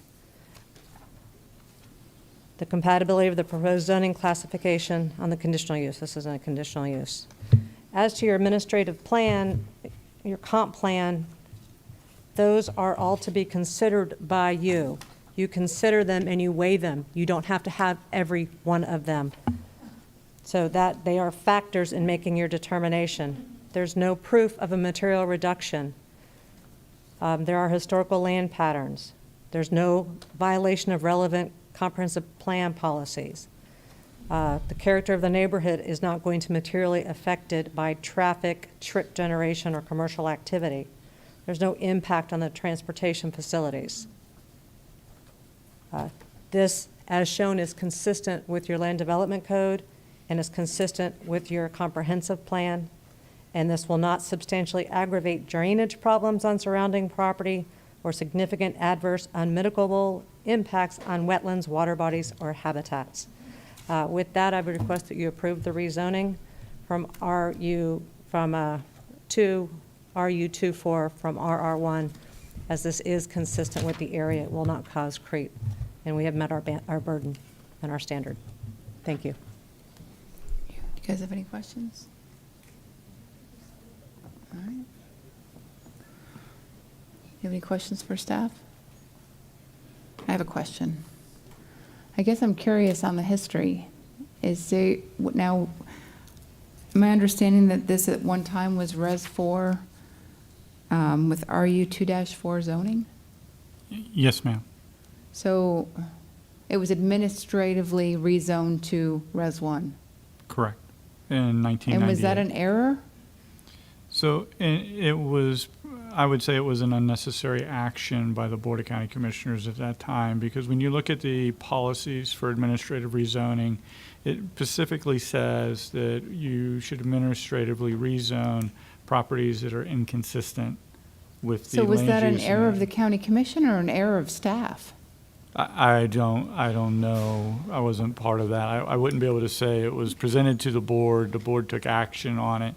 But it also. But if board direction said, make it consistent, and that was the direction, I don't know that we would go and. Correct. So let me also clarify this, because the policy doesn't limit the board's ability to administratively rezone property as well. It just says when there is an inconsistency, the board shall administratively rezone that. So is it your, professional opinion that this was not correctly corrected? It was an unnecessary action at the I'm time. not asking your opinion on whether it should be Res 1 or Res 4. I'm asking you, based on the history, I just want to know, if there was an error there, then that actually is a piece of the factual information that I want to make my decision. It was unnecessary. I think it was done probably as an oversight of the consistency that existed with the plan at the time. Okay. Commissioner Pritchett? Thank you, ma'am. I try to listen to all that data, and I've been doing some studying before I got here with this, and I'm looking at this one that did happen, and that's a good line of questioning, because if it was today, we wouldn't do this, because it wouldn't seem appropriate to go in and change property that's not, right now, RR1's almost not consistent with the other zoning and what's already in there. So I kind of struggle with that. If at that time they would have changed everybody's properties, we'd have some consistency. But right now I'm looking at RU 210, RU 113, and it's just the request is consistent, compatible with what's there. And before this was administratively done, it's the same zoning that was on the property. Honestly, RU 210's almost more consistent than what he's asking for right now. And I'm looking at right now that piece of property. If it's RU 210, the lot sizes are 7,500, which is the same as the neighborhood across the street that's RU 113. So it's actually the same density that's there. I have a feeling as you try to build, I'm not sure you're going to get 4 in there because of the different setbacks. And we're on the property in 1998. There's a difference now with coastal setbacks, which is going to be interesting. But looking at this, and again, we're not to make emotional decisions on what we feel. I mean, we have to go by data and facts of what's appropriate because it's so important that we respect an owner's property rights. And if we deny your property rights when something was administratively done in the past, you know, we could do it to all of you. And it's not right for government to have that kind of ability or that kind of power to do that to people who own property, nor would it be right for us to do it with you now. This was administratively done in the past, and it wasn't done to all the properties, and I have great heartburn over that as well as this came up with some questioning tonight that as we were going through this. So Commissioner Tobia, this is your district. You have a little bit more of the personality here, and if you've got some other reason, I don't know how we can not pass this request tonight, sir. Excuse me, You know, please. if you lose your emotions, you lose. Emotional things never work when you're trying to make good decisions. Ma'am, no one interrupted you when you spoke, please. Thank you. Commissioner Smith. Thank you, Madam Chair. Well, I'm listening to what has been said tonight, and I've heard we should preserve the special character of the area, and well, that's probably a fact in most people's minds. It could be also considered an emotion, because what's special to one person might not be special to others. I don't know how you could deny that that area is special, because it is. It's not Cocoa Beach. It's not Satellite Beach. It's not Miami Beach. It's Melbourne Beach, and Melbourne Beach has a special character. It isn't dense. It isn't full of motels and lots of tourists. It's very, very special. For me, though, the lack of sewer is a big deal. If you add a lot of people, 4 families, if you have 4 people to a family, that's 16 people. That's a lot of pollution going into the ground, whether it's a septic system or however they plan to get rid of the septic. So not having sewer on the beaches, that's a big no for me.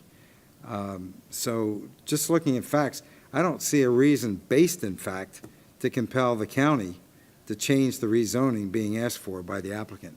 I just don't see it. It's something that he wants, but there's no facts involved that would force us to do so. That's my perspective on this. So whatever you guys decide, I'm a no vote on this. Okay, Commissioner Tobia. Okay, thank you, Madam Chair. And I'm not under the misconception here that anything I'm going to say is going to change your mind on this. I just want to lay out the conclusion that I came to today. First of all, it was mentioned that we had to look at the neighboring properties.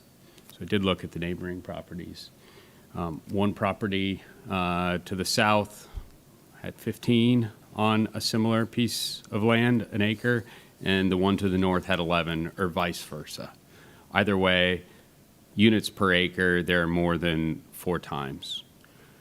Second of all, while I appreciate the fact that you guys spent a great deal of time looking at code and comprehensive plan, it made us work harder, and that's a darn good thing.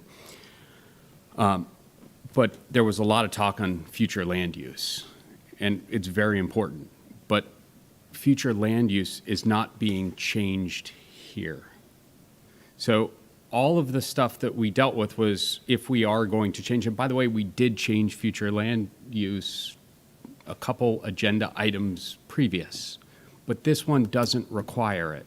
So had we done that to grant, as Commissioner Pritchett said, a higher zoning density than that, then that would have been some of the parameters that we would needed to look at. But we didn't, because we're not changing the future land use designation on this. I don't know if there's going to be 4 units on this.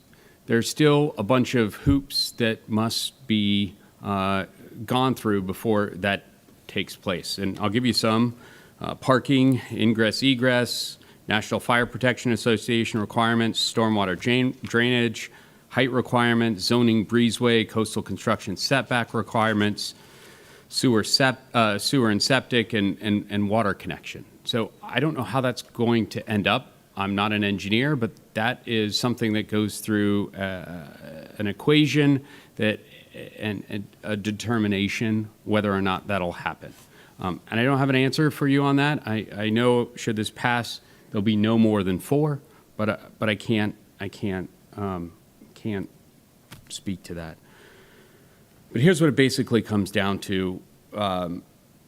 From my perspective, again, I appreciate your passion. I absolutely appreciate your passion. Unfortunately, you followed a flawed leader on this one. Mel Scott, I know you may appreciate everything he said, but the notice that was sent to the landowner here was an error. First of all, and his excuse, he admitted the error, and his excuse was a rubber stamp on this. But either way, it came out of his office, and you heard from staff, my staff here. Obviously, he has some incentive in this as he lives in your area. But had he done his job correctly, we wouldn't be here today.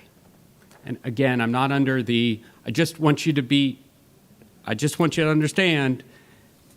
This was predicated on a staff error that he admitted, and that staff pointed out, had he done his job correctly, effectively, and provided the correct documentation, not only to the landowner, but to the board, we wouldn't be here. And then to compound that, he went out and riled folks up, which is fine. And I appreciate you guys showing up and participating, but just please understand that he's the cause of this problem. Okay, guys,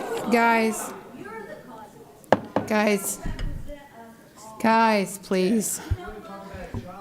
Excuse me, please. Can we have some order? You had your chance to speak. Here's what this comes down to. Here's what this comes down to. Ma'am. In 1993, a liberal commissioner proposed limiting property rights,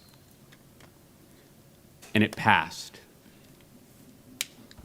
5 years later, staff made an error putting those in. I think it's time that this board looks at restoring property rights to the folks that currently live out there and will live out there in the future. So you talk about creep, let me tell you, there may not need to be any, because if this board acts conservatively and in favor of property rights, and maybe one of us isn't going to do that, but he's not going to be here very much longer, then we won't have to have that issue. And I'll tell you what,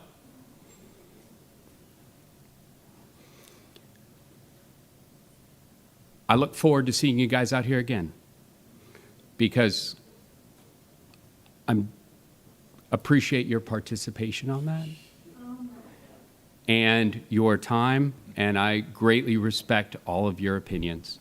I move to approve the zoning change request for application number 22Z00039 from RR1 to RU2-4, Madam Chair. I have a motion by Commissioner Tobia. I have a second by Commissioner Pritchett, and I'll just restate my comments that the county made an error. Wrong, right, or indifferent, I don't know whether it ever happened to that property. The county made an error. And like he said, you wouldn't be here if there hadn't been that error in place. So I'm going to support this. So I have a motion and a second. All those in favor say aye. Aye. Any opposed? Nay. Motion passes 3-1.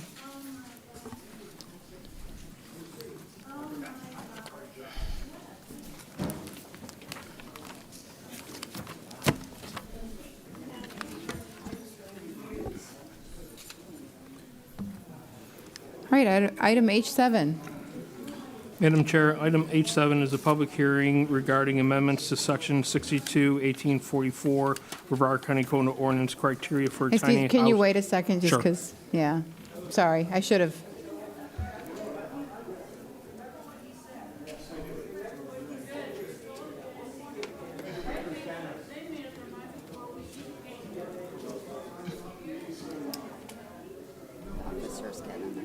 Okay, guys, we're trying to finish the meeting.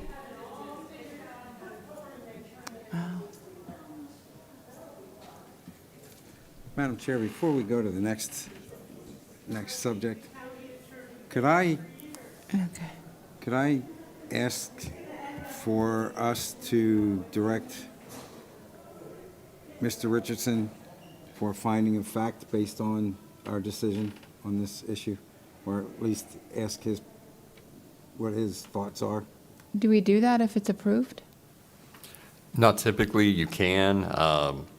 In this case, usually you've only stated intended zoning action at that point, and then you give direction to bring it back after closing the public hearing. In this case, you've already taken final action. Yeah. And typically, you don't do it on approvals. Okay. Right. But you can. Commissioner Pritchett?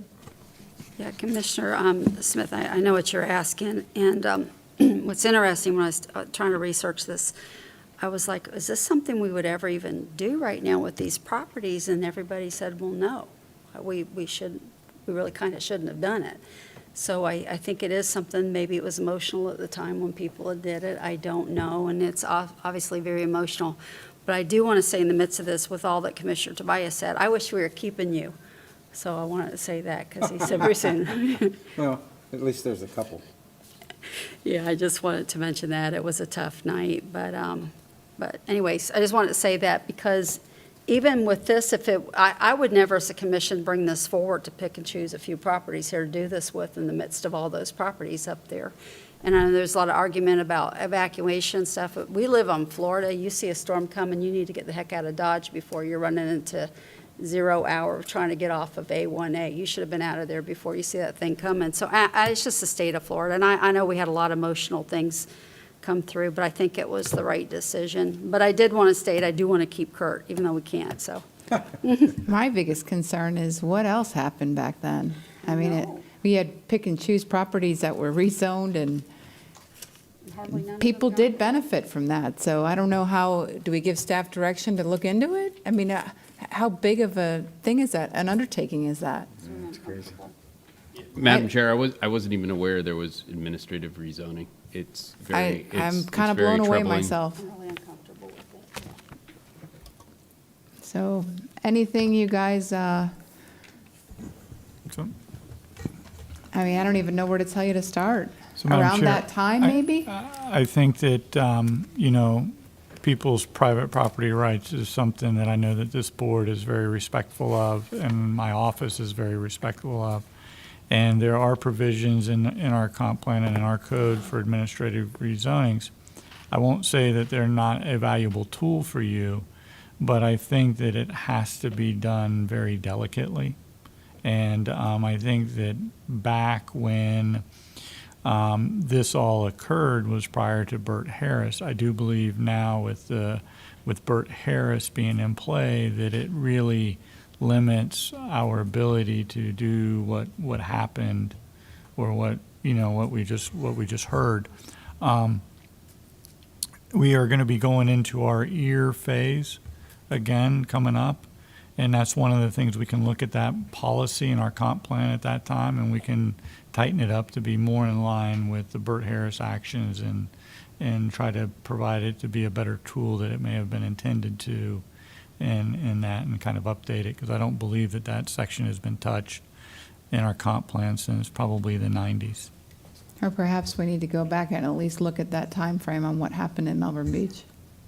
Just to see if that, I can't see why we would downzone something I don't believe that wasn't consistent with our future land use. That's kind of confusing to me, when it didn't need to be changed. Yes, ma'am. So in the comp plan amendment that establishes the directives, it mentioned 9 properties, but in there it identified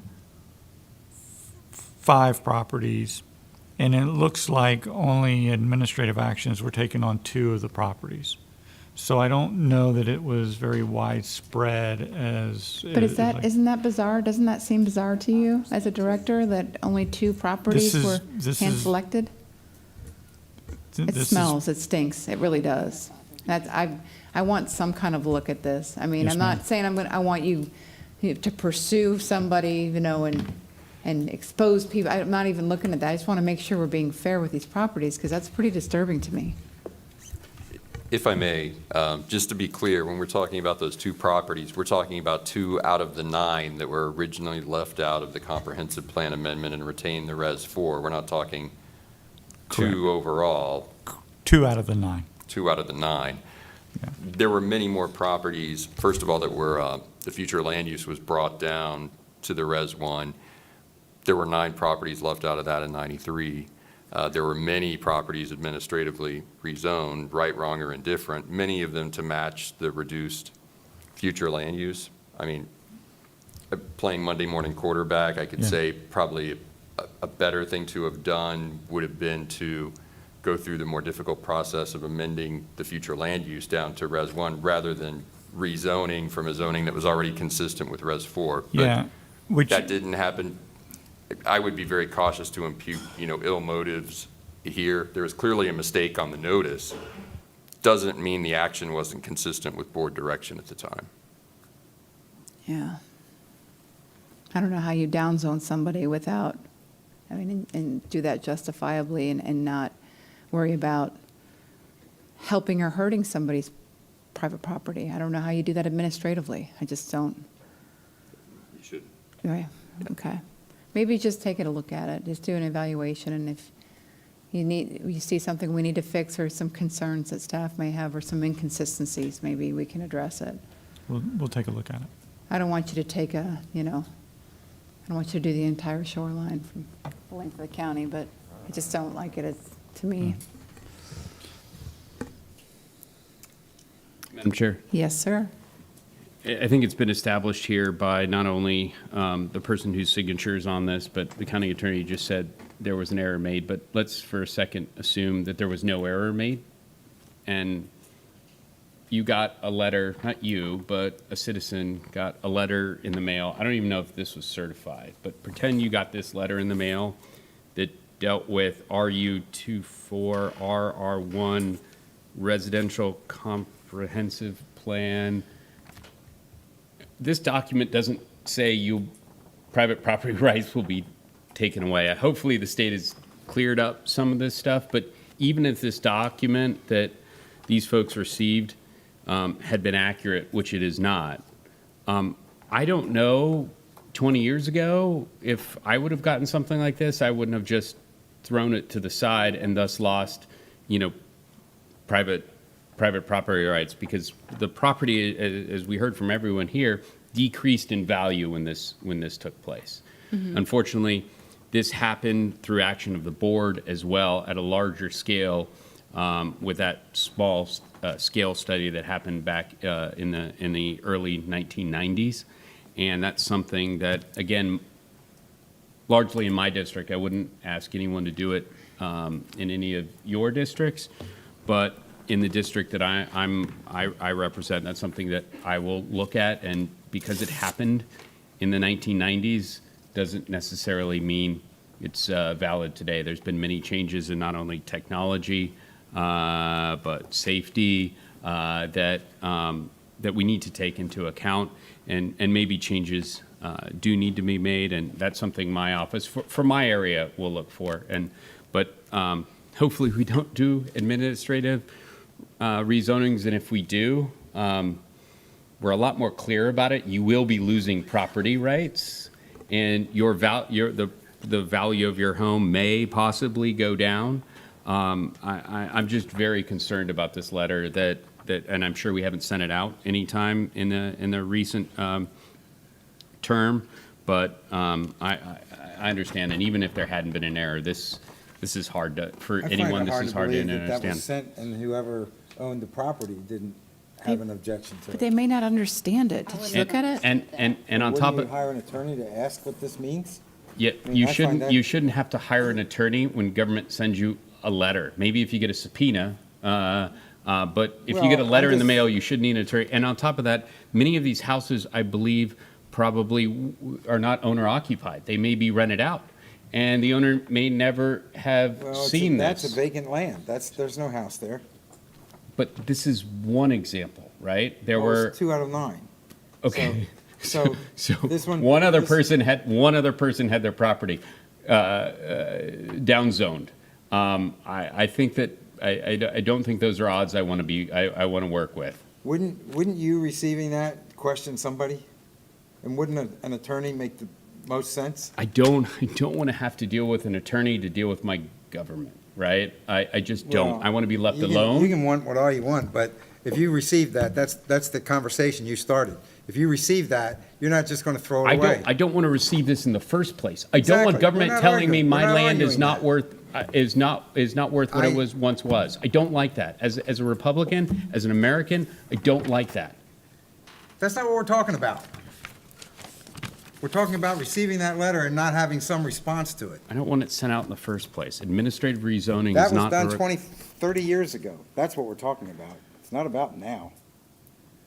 I just find it hard to believe that somebody received a letter like that, changing their zoning, and they didn't question it. But the layperson may not know what the impact is. They could think it's trash, they could think it's spam, they could think Well, it's if you whatever. owned property 30 years ago, you're not any different than anybody that owns And property if you're today. 70 or 75 years old and you're not a big developer, I don't know, you could I don't know argue. either. It's just hard to believe. Yeah. why It's it hard to happened. believe that government would just administratively downgrade your property. Doesn't make sense. It doesn't. Like if it was regular mail, it would have gone in my garbage. Certified, I might have taken a Well, and peek, that's so the I other don't thing. know. You know, I sent a registered letter with a title in it from New Jersey to Florida for my sister that bought a car for me, and she never received it, and that was 30 years ago. That's That was spooky. 50 years ago. Yeah. So if it was, yeah, that could be too. It maybe got lost in the mail and the people never even got it. Yeah. Especially if the property owner was out of state. That too. All right, let's Just move crazy. on. Let's try this H7 again. All right, thanks, Madam Chair. Item H7 is a public hearing regarding amendments to Section 62, 1844 Brevard County Code of Ordinances, criteria for tiny house and tiny house on wheels. This is the second reading. The ordinance proposes 3 main changes to the ordinance. It creates a common maximum floor area of 750 square feet for a tiny home across all classifications that already allow for tiny homes as a permitted use with conditions. Number 2, it allows for multiple tiny homes on a mobile home park TR3 zoning. And number 3, it removes the requirement to gain notarized approval from the owners of abutting developed properties. All right. This is for second reading. Commission, what's your pleasure? Motion approved. Motion by Commissioner Tobia, Second. second by Commissioner Smith. All those in favor say aye. Aye. Any opposed? Motion passes unanimously. All right. Moving on to board reports, since we have no public comment cards. Hard to believe after all those cards, right? Mr. Abate? No report. Ooh. Mr. Richardson? No report. Commissioner Pritchett? I just want to mention, we did get through a very major hurricane in Brevard County. We really got blessed. We didn't get bombarded too hard. And the patience of our citizens this time, I think, has been remarkable. So I just want to throw kudos out to Brevard County, and the staff has been incredible with getting ahead of some things, especially in District 1. We had actual roads get washed out. We had people kind of trapped in their houses. And I'm telling you what, these guys have just worked above and beyond of getting people help and doing what they do and with good attitudes. And I just want to throw that out to county staff. And Frank, you totally rock. All right, Commissioner Tobia? No report, Madam Chair. Commissioner Smith? No report. And I have no report either. All right, with that, A meeting fun time adjourned. was had by The opinions expressed by any member of the public during any period of public comment do not necessarily reflect the views or opinions of the Board of County Commissioners of Brevard County, Florida, Space Coast Government Television, or the program sponsor, and are solely those of the presenter. The Board of County Commissioners of Brevard County, Florida, Space Coast Government Television, and the program sponsor hereby expressly disclaim any and all responsibility or liability for any defamatory or slanderous statements expressed by any member of the public during any such period.